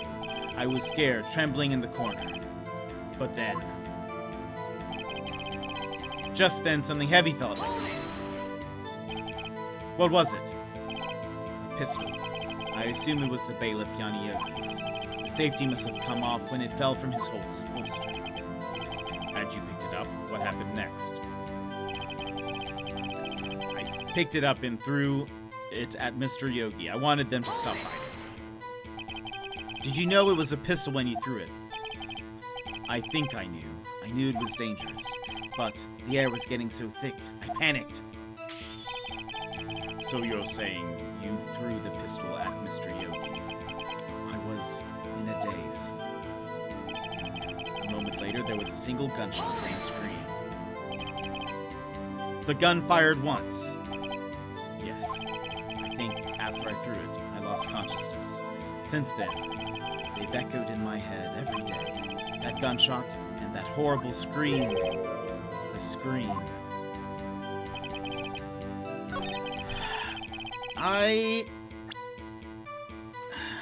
Okay. I think we need to show him this picture.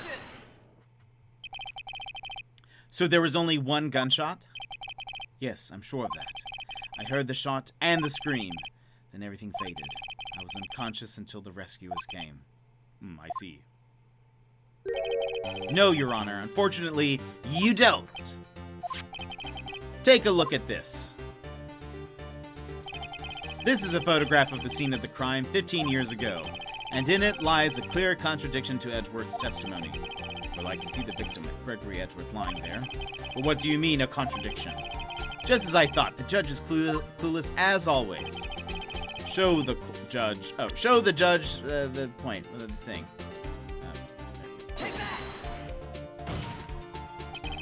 As should be obvious, the contradiction is here. I see a bullet hole in the door.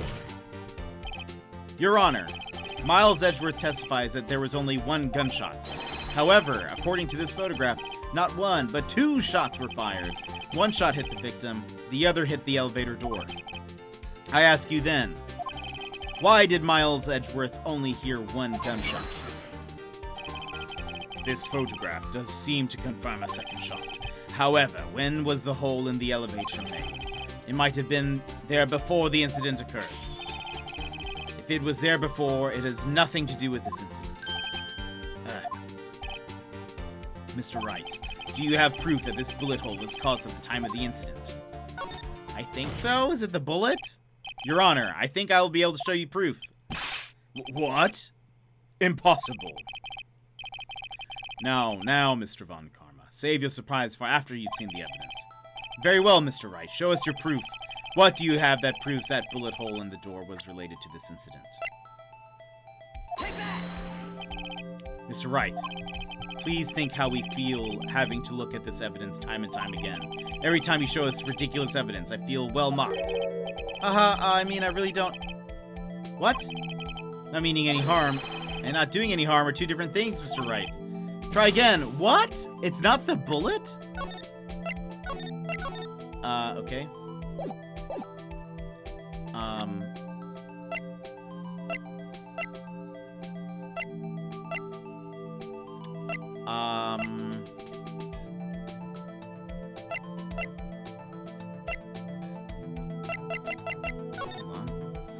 Air elevator was... Oh!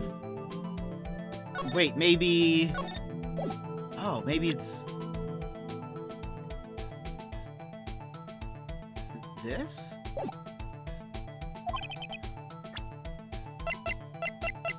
Because then the air would have been like... There would have been an oxygen flow, right? The answer is in this file. You do enjoy dragging out that file, don't you? I don't accept this evidence unless you can tell us what page it's on. Which page shows the link between the bullet hole and the DL6 incident? Case summary? Yeah.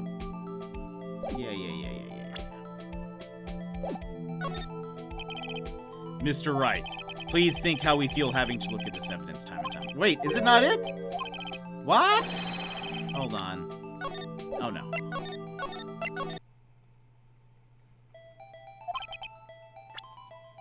So we're gonna say it's... Take that!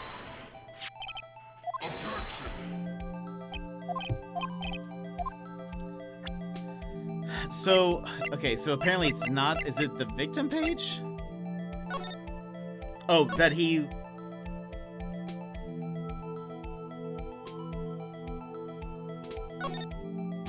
Oh. Oh, maybe, or suspect data, maybe, because that mentions oxygen deprivation.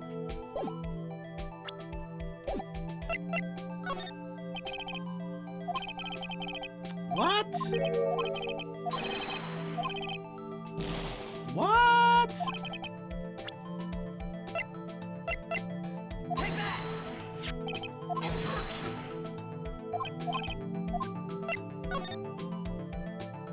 Look at the victim data in this file. It says it quite plainly. The murder weapon was fired twice. Oh, it does. I did not read that. That's my bad. Miles Edgeworth only heard one gunshot. Yet the murder weapon was fired twice. Oh, order. Mr. Wright, what are you driving at? It's simple, Your Honor. At the time of the incident, 2 shots were fired. One went into Gregory Edgeworth's heart. The other hit the elevator door. Remember that the defendant lost consciousness after the shot he fired rang out. In conclusion, we must agree that the second shot was fired by someone else. Mr. Wright. But who could that someone else be? The murderer, of course. I knew I shouldn't have stepped in before your wild fantasies got out of hand. Mr. Wright, look once more at the DL6 incident case file. Look closely. Try the case summary page. The case summary, that's on page 1. Look what is written there. Not a single clue was found on the scene. If the pistol had indeed been fired 2 times, then the other bullet would have been discovered on the scene. He does have a point. That second bullet has never been found. Why? Because the second bullet does not exist. The bullet that claimed Gregory Edgeworth's life was the one fired by his own son. That is the truth of the matter, the whole truth. It was undoubtedly something else that made that bullet hole in the door. Order. I will have order. Mr. Wright has proven one thing to us quite clearly, that the murder weapon was fired twice at the time of the incident. However, as Mr. Von Karma says, the second bullet fired was not found. It is highly unlikely that the police merely overlooked the second bullet. So all we have is the single bullet fired. I'm afraid I have to discount the defense's claim. Tisk, tisk, tisk. I praise the judge for his wisdom in this matter. Gah! How did this happen? I don't believe that the second bullet didn't exist. Was I wrong? Have I been wrong about this whole incident? What are you doing, Nick? Why aren't you raising an objection? I'm sorry, Maya. What? It looks like I was wrong. Nick! If the second bullet wasn't there, then all of my conjectures are for nothing. No! But you said you'd do it, Nick. You said you'd get Edgeworth declared innocent. I'm sorry. It's just, when I saw the photograph, I thought that the 2 shots had been fired. I was so certain of it. I thought I'd won. I thought there was another person, someone else who fired the killing shot. But now, I was wrong to think that it could be that simple. And this case has stood unsolved for 15 years. Nick! Well, it seems that we have finally cleared up this incident. Only 1 bullet was found at the scene of the crime. That shot was fired by Miles Edgeworth. Precisely. I would like to ask one thing of Miles Edgeworth before passing my verdict. Have you been paying attention to the trial so far? Yes, Your Honor. Do you have any objections? No, I do not. So you killed your father, though that was not your intention. Yes, I did. Oh no! He's accepted the guilt! Very well. The statute of limitations on the murder of Gregory Edgeworth runs out today. Therefore, I must pronounce a verdict on the defendant today, right here. Right now. Indeed. Does anyone have any objections? I've been here before. It's just like my first day in court. There are so many things I know I should be saying, but my mind's gone blank. I can't find the words. Mr. Wright? I have an objection. Your Honor, I object. Tisk, tisk, tisk. Mr. Wright, on what grounds do you object, Oof. Nick? I don't know. His case is perfect. Oh no. Brah. It must exist. The second bullet. What? What did you just say? Nothing! The second bullet must exist. But where? Someone took it. It seems waiting is not going to produce any answers from Mr. Wright.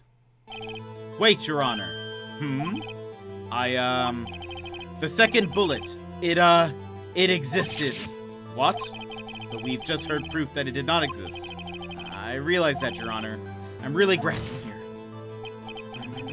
It's just someone took it from the scene of the crime. That's what happened. But who? The murderer.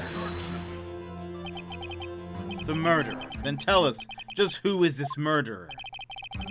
I'm still thinking about that one. So the criminal took the bullet, but why? Huh? First of all, how would they have found it? It's not easy to find a stray bullet, Mr. Wright. Was there some pressing need for the murderer to search for that bullet? The murderer had to find it. Of course there was a need. That's why they took it. Bah, that's what possible reason could they have had? Well, the reason the murderer took the bullet away from the scene with them is the bullet would be proof the murderer was cautious. Maybe they thought that the bullet would be used as proof. Proof! It was a special bullet, so they took it with them. If that was the case, then they should have taken the bullet from inside Gregory as well. Huh? Why would they only take one of the 2 shots fired? Oh, right. Mr. Wright, have you really thought this through? I'm going to have to penalize you! Oh no. This isn't going so well. Was there some pressing need? The murderer didn't need it, that's what I meant to say. Why would the murderer have spent the time looking for that stray bullet? I haven't got a clue. What's wrong, Mr. Wright? The murderer had no reason to take that bullet. You don't want to admit it, but it's true. Had to take it. Had to take it. The murderer, what does that mean? You're thinking too normal. Think crazy. Don't think why the bullet was taken. Think why the bullet had to be taken.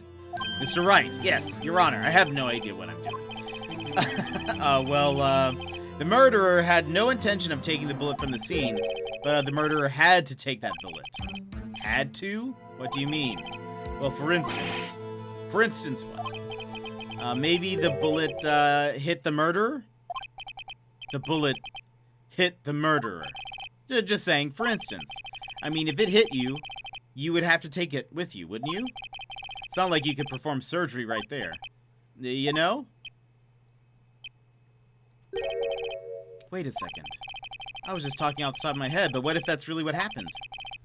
Let me get this straight. So at the time of the murderer themselves was shot, and they left with the second bullet still inside of them, thus leaving only one bullet at the scene of the crime?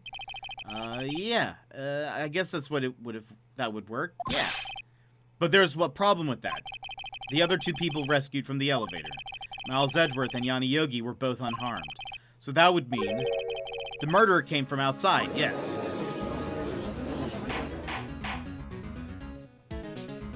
Ooh. The two men fight inside the elevator. Trying to stop them, the boy picks up the pistol at his feet and throws it. The pistol discharges and the bullet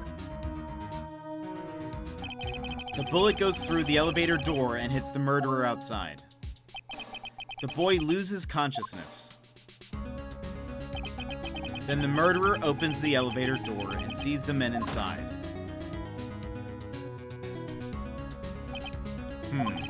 Mr. Wright, you are truly the most unpredictable defense attorney I've ever known. I can tell you're grasping, yet I cannot deny the possibility of what you say. What are you saying? Deny it! Deny it! No one involved with the incident was wounded. There was no murderer. No one was wounded at the time of the incident. He's right. Can't think of anyone. Hey, Nick.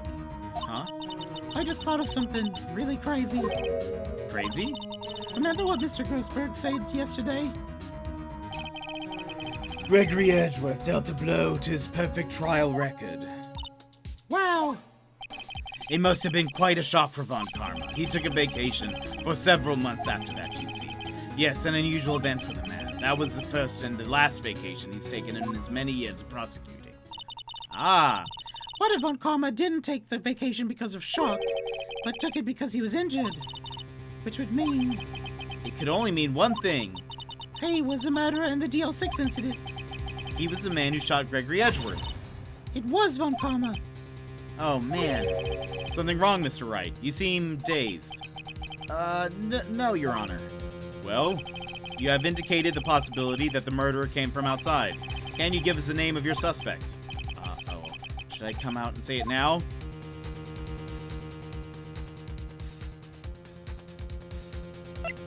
Should we save it for a better time? I feel like if we, it'd be better as a surprise. Wait, I don't have enough proof yet. This is my trump card. I'd better save it for the right time. Mr. Wright, something the matter? I'm fine, Your Honor. Shall we carry on with the trial then? Oh, maybe I should have said that. That said, we have no farther to go. All that is left is the finish. In other words, the verdict. What? Not yet. Think, Mr. Wright. You have said that someone from the outside was the murderer. Yet you cannot suggest anyone as a possible suspect, which means your conjecture is worthless and will be rejected. Of course. Nick, now's no time to be holding that trump card. The trial's almost over. All right, I may not know what I'm doing here, but here goes. Your Honor, there is a suspect, one lone suspect. Well, this is certainly interesting news. Very well, Mr. Wright. Who is your suspect? My hands are shaking. What? Von Karma. Von Karma.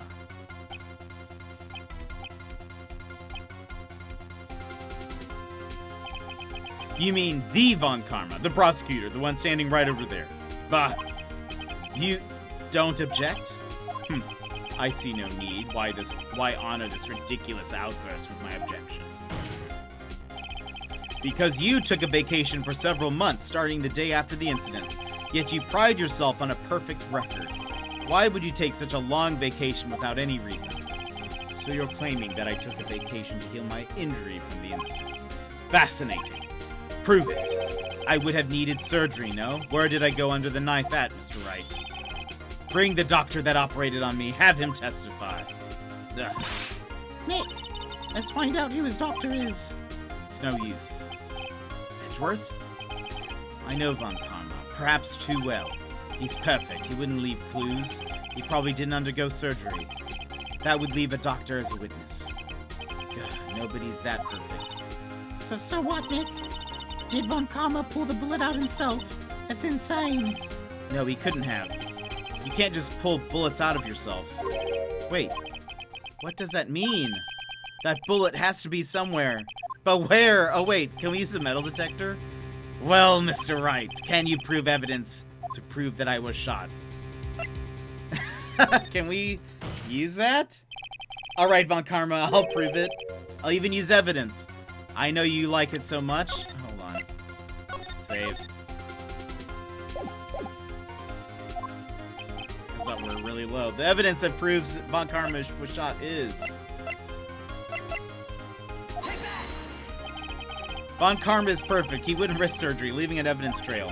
So then I ask, where is that bullet now? I think it's unlikely that Von Karma performed surgery on himself. You don't mean... I do. There is a possibility that the bullet is still inside Von Karma. Oh boy. Is that even possible for all these years? Well, there's one way to find out. We could use this metal detector. Well, Von Karma, I'm gonna run this over you and see what we find. Oh, yes. I refuse. You refuse? But refusing this means you acknowledge that the bullet is still inside you.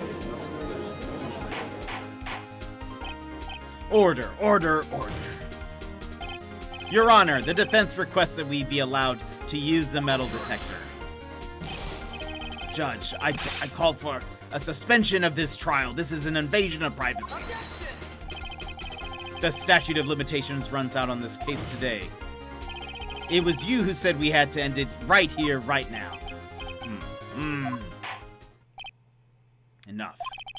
I permit the use of the metal detector. Mr. Von Karma, you will submit yourself to testing. Nick, what does this mean? I don't know, but we have to give it a shot. A shot. Get it? Ah! It reacted. Something's inside his right shoulder. The bullet. Mr. Von Karma. You. It was you. I was afraid this would happen, and so I remained silent. Indeed, there is a bullet in my shoulder. However, it has nothing to do with this incident. What? I was shot in the shoulder long before the DL6 incident. I claim that the bullet in my shoulder has no relation to DL6. But Mr. Von Karma, can you prove that? Prove. I have no obligation to prove anything. It is Mr. Wright who must prove something here, not I.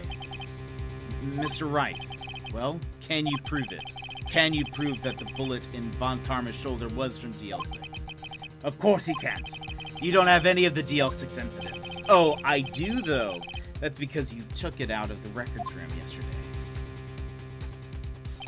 With no proof, you cannot convict me of any crime. So sorry, Mr. Wright. Super hot, welcome in. No, I'm the one who's sorry, Mr. Von Karma. What? You were close, one day, away from freedom. But you see, I have proof. What? Who would have thought you would dig your own grave trying to convict Edgeworth?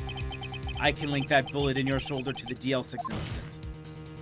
And here's my final proof.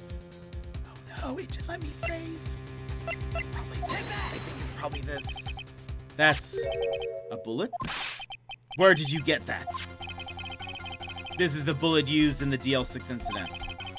This was taken from the heart of the victim, Mr. Gregory Edgeworth. The bullet is preserved quite nicely with all the ballistic markings intact. Ballistic markings. You may recall the term.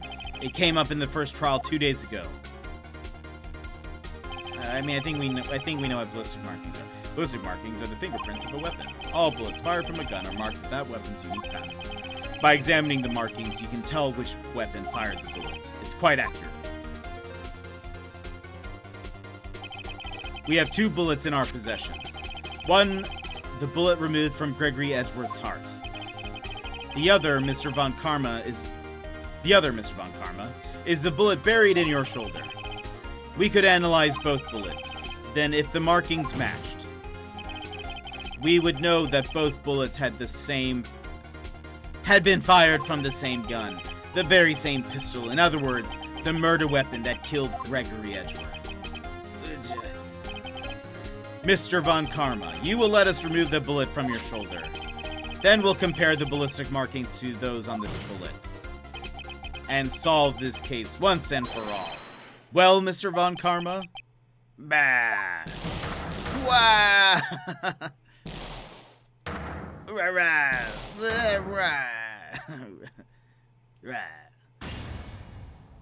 That scream.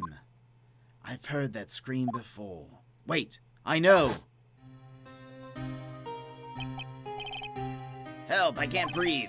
Quiet, I said quiet. You're not making this any easier. Stop breathing my air, I'll stop you. Stop breathing my air! Wah! Get away.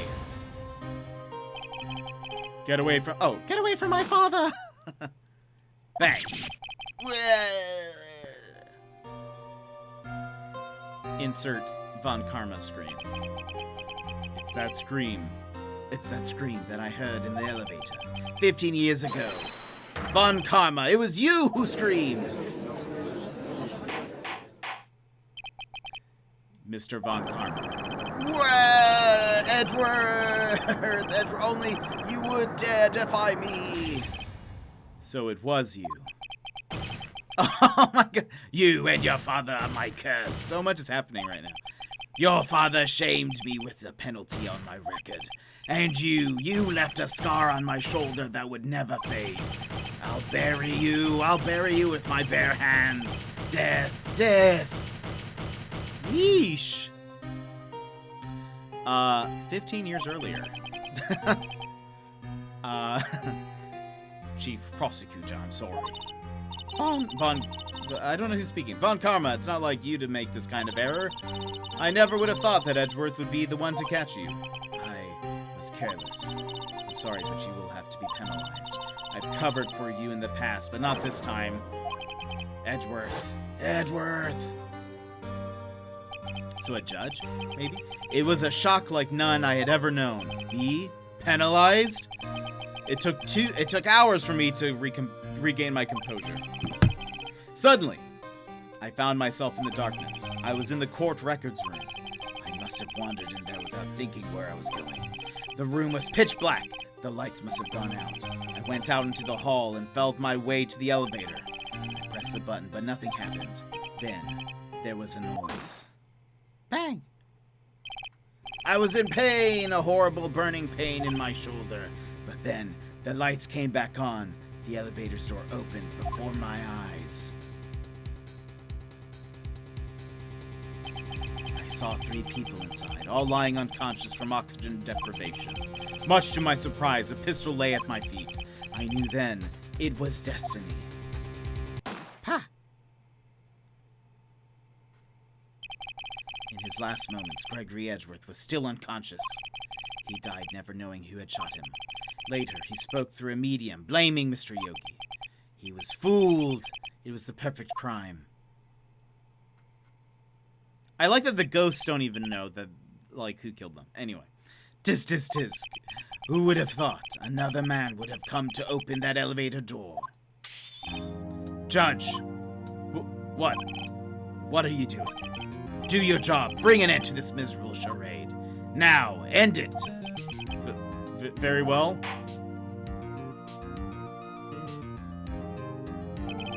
It appears that we have come a very long way to the end of this maze. 15 years later, Mr. Miles Edgeworth. Yes, Your Honor. You were innocent. You are innocent. As you said, it was all a nightmare. Or, that he doesn't have a British accent. Yes, Your Honor. This court finds the defendant, Mr. Miles Edgeworth, not guilty. Hurrah! That is all. This court is adjourned.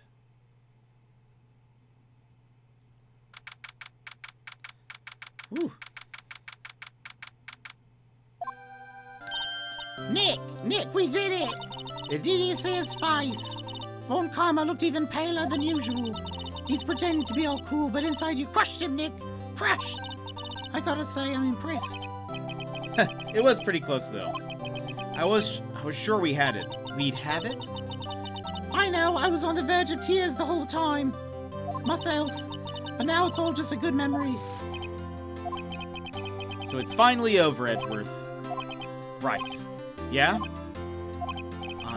I'm not sure how to say this. I know. Try thank you. I see. Thank you, right. You're welcome. I think you could have done better than that. Sorry, I'm not good at this sort of thing. You got a lot to learn, Edgeworth. She's got you there. Whoop. I don't know what he's doing there. Maybe that's he was like a whoop, we did it. Amazing, pal. You pulled through just like I thought you would. I'll never forget this. I owe you one, pal. And tonight, let's party. Dinner's on me. Yeah, my salary went down a bit this month, but who cares? Say, Mr. Edgeworth, you should take a lesson from Detective Gumshoe. That's how you say thank you. I see. Whoop. I feel foolish. Don't worry, take it a little at a time. You'll get used to it. It's been 15 years since I've seen Edgeworth this unguarded.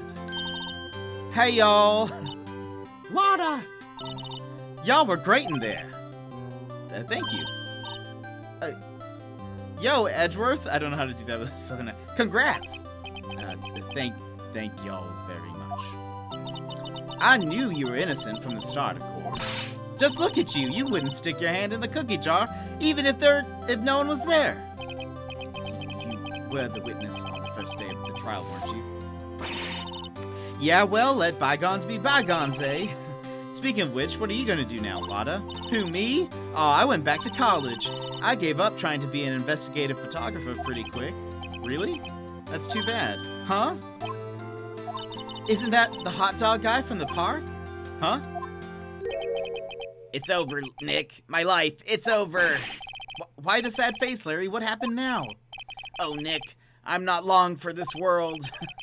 You don't look sick. It's Kiance. She's going to live in Paris. Paris, Nick.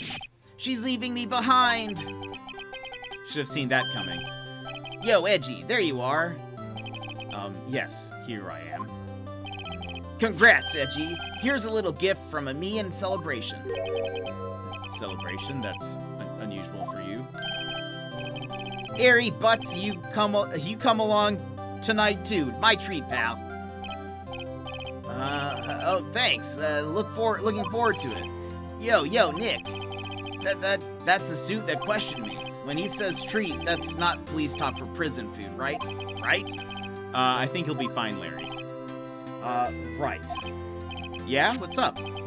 That envelope Larry gave me, it's got money in it. Well, yeah, that's not that strange. People give money away to celebrate sometimes. It's $38, right? Huh? What a weird amount.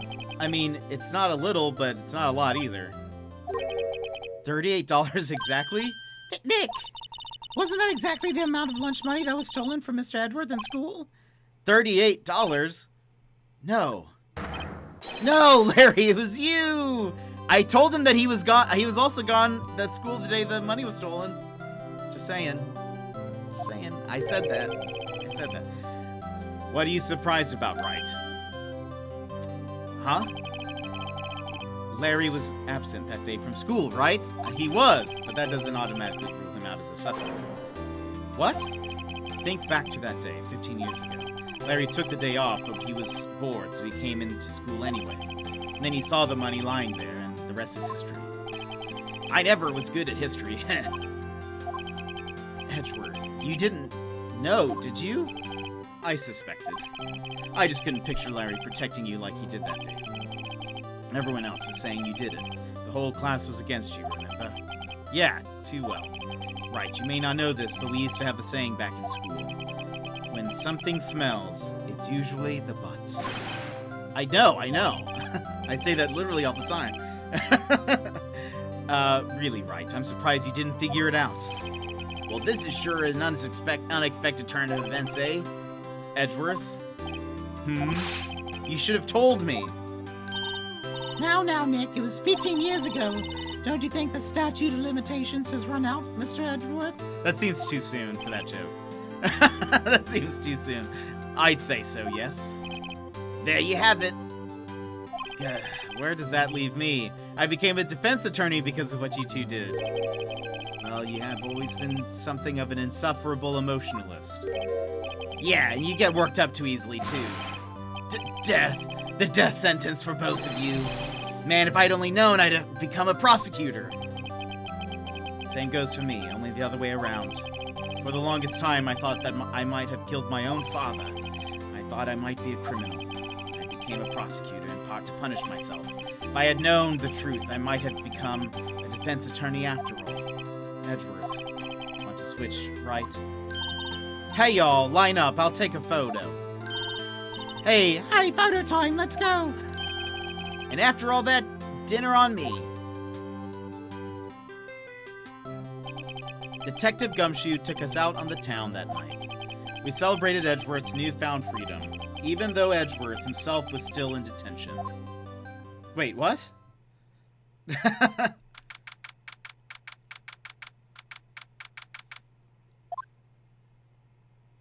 Uh-oh. Whoa, I went a little overboard yesterday. My head hurts.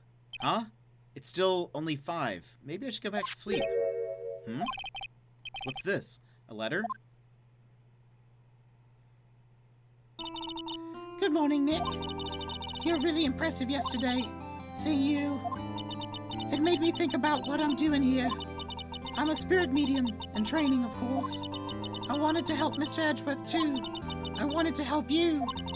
But I couldn't. I was useless. So I've decided to go back to my training. I'll become a full-fledged spirit medium for starters. I couldn't say it to your face, so I left this letter. Goodbye, Nick. Aw. Goodbye? What time is it? God, the first trains for the mountains have left already. To the station. Haven't left already? Did I read that wrong? Maybe. I guess I'm too late. Hi! Nick. Maya. So, you're leaving? Yeah. It's hard being a spirit medium who can't talk to spirits, and I think you'll do fine without me, Nick. Be good, okay?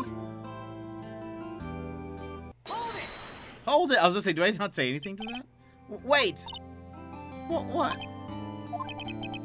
I never could have saved Edgeworth without your help. Huh? On the last day of the trial, I heard her. I heard Mia's voice. You heard my sister? Yes, only her voice, but still. It was at the very end when I thought we'd lost everything. Well, that's my sister for you.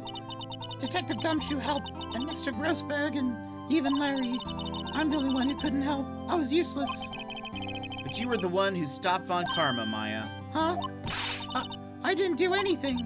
All I did was wander around in a daze.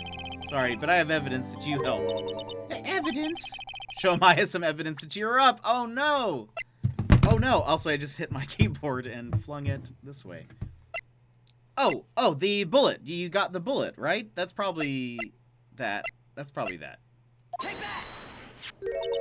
A bullet? Von Karma was convinced he had taken all of the evidence pertaining to DL6, but you were the one who rescued the last piece of evidence we needed. This was the bullet that put an end to Von Karma, and you were the one who gave it to me. Nick, Thanks, Maya. I couldn't have done it without you. I'll be back soon. Huh? I'm going to complete my training and come back. Okay, I'll be waiting. Of course you will. You can't run that office by yourself. You're hopeless. I don't know about that. So, this is it. See you soon, Maya. Aw, look at that photo. That's so nice. She's so happy. Thanks, Nick. Is she gonna be like dead? Is that what's about to happen? And so my story ends. Time to turn a new page and say goodbye to the novice defense attorney that I once was. Now a new story begins with the same old crazy cast of characters. Ha! Don't you think you've graduated yet, amateur? Mr. Wright, perhaps you'd like to rethink that claim? Yes, Your Honor. Uh-oh, I got a bad feeling about this.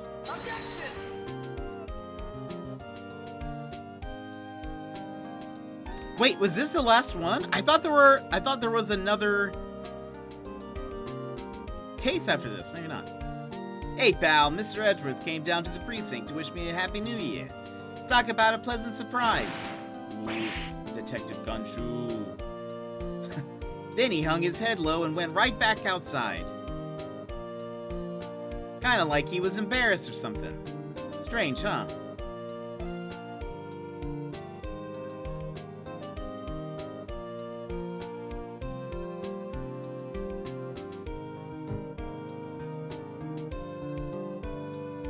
Nick, I haven't seen him lately.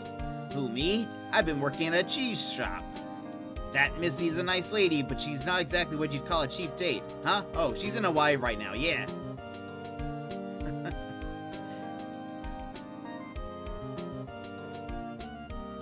I thought there was another case. Who, right? Yeah, I remember him. I hear he's busy, not to ring my own bell, but I sort of taught him everything he knows. I'm sure he's grateful.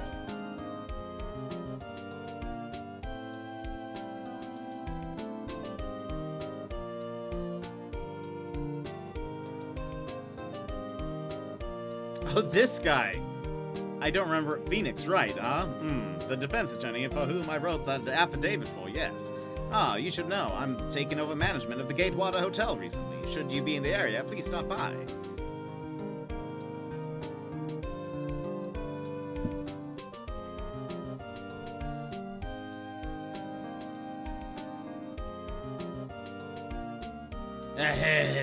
Oh, it's you.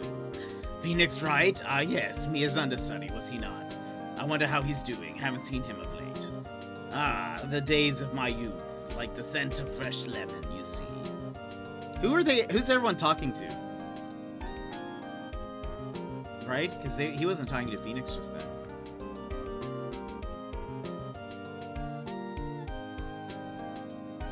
Phoenix, right? Is he an actor? Well, I'm not buying it. You can't be a star with a name like Phoenix. Did you know that I put in the DVD box thingies? Not that I know what a DVD is. Everything these days, how am I supposed to?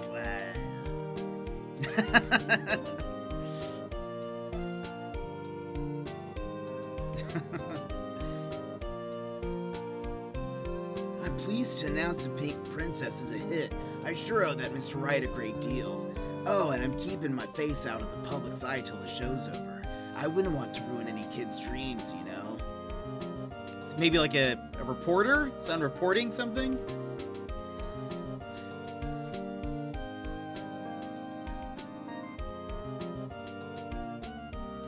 I don't... Oh, I got a letter from Maya the other day. It sounds like she caught a cold standing under a waterfall. I wanted to visit but didn't have time, so I sent her some Pink Princess trading cards. She says she can't buy them where she is. What kind of place is she living at anyway?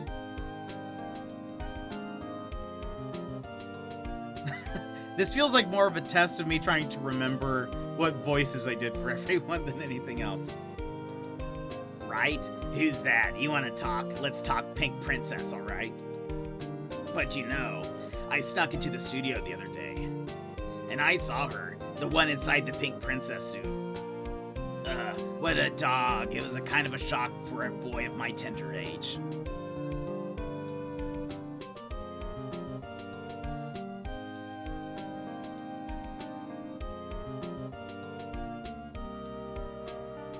Yeah, I remember right, the lawyer guy. Huh, me? I'm in training to become a paranormal photographer. You know that picture I took of everyone? Well, just behind them, there's a ghost. For real, now that's talent. I'm gonna be famous. Uh-oh. Is Mia in the photo? Creepy.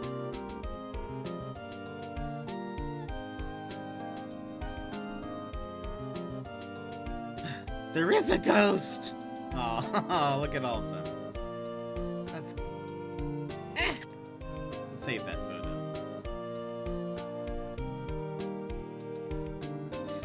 For some reason, I thought there was another... Uh-oh. There is another one! A brand new episode has been added. Ah! Who is this? What is this? Yes. Okay, we're gonna save. And we will end here. Haha! I don't want to push forward because it's gonna then play the video, right? And I don't want that, so we're just gonna stop there. I was like, I thought there was another one. Is that not happening? Okay, good. All right. We're not done with that one. Man, these games are kind of long.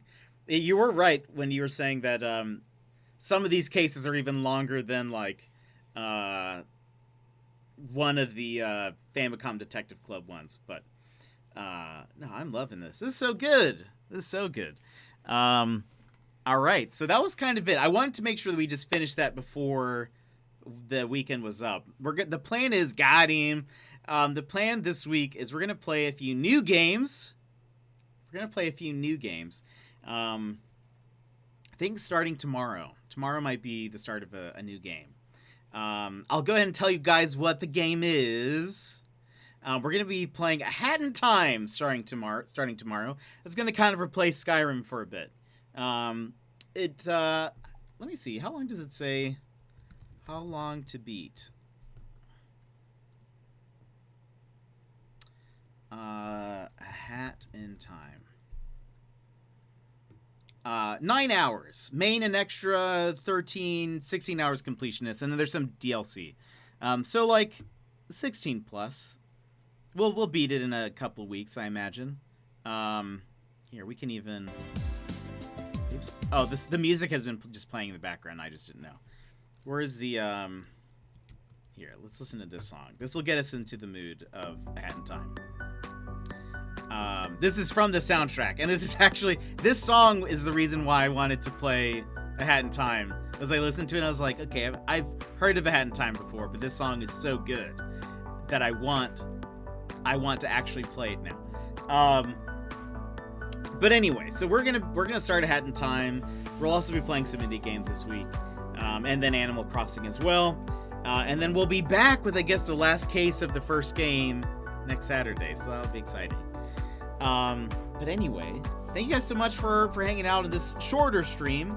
And yeah, I appreciate you guys being here and hanging around for the cases. Always means a lot to see you guys here and chatting and all of that. It's always good.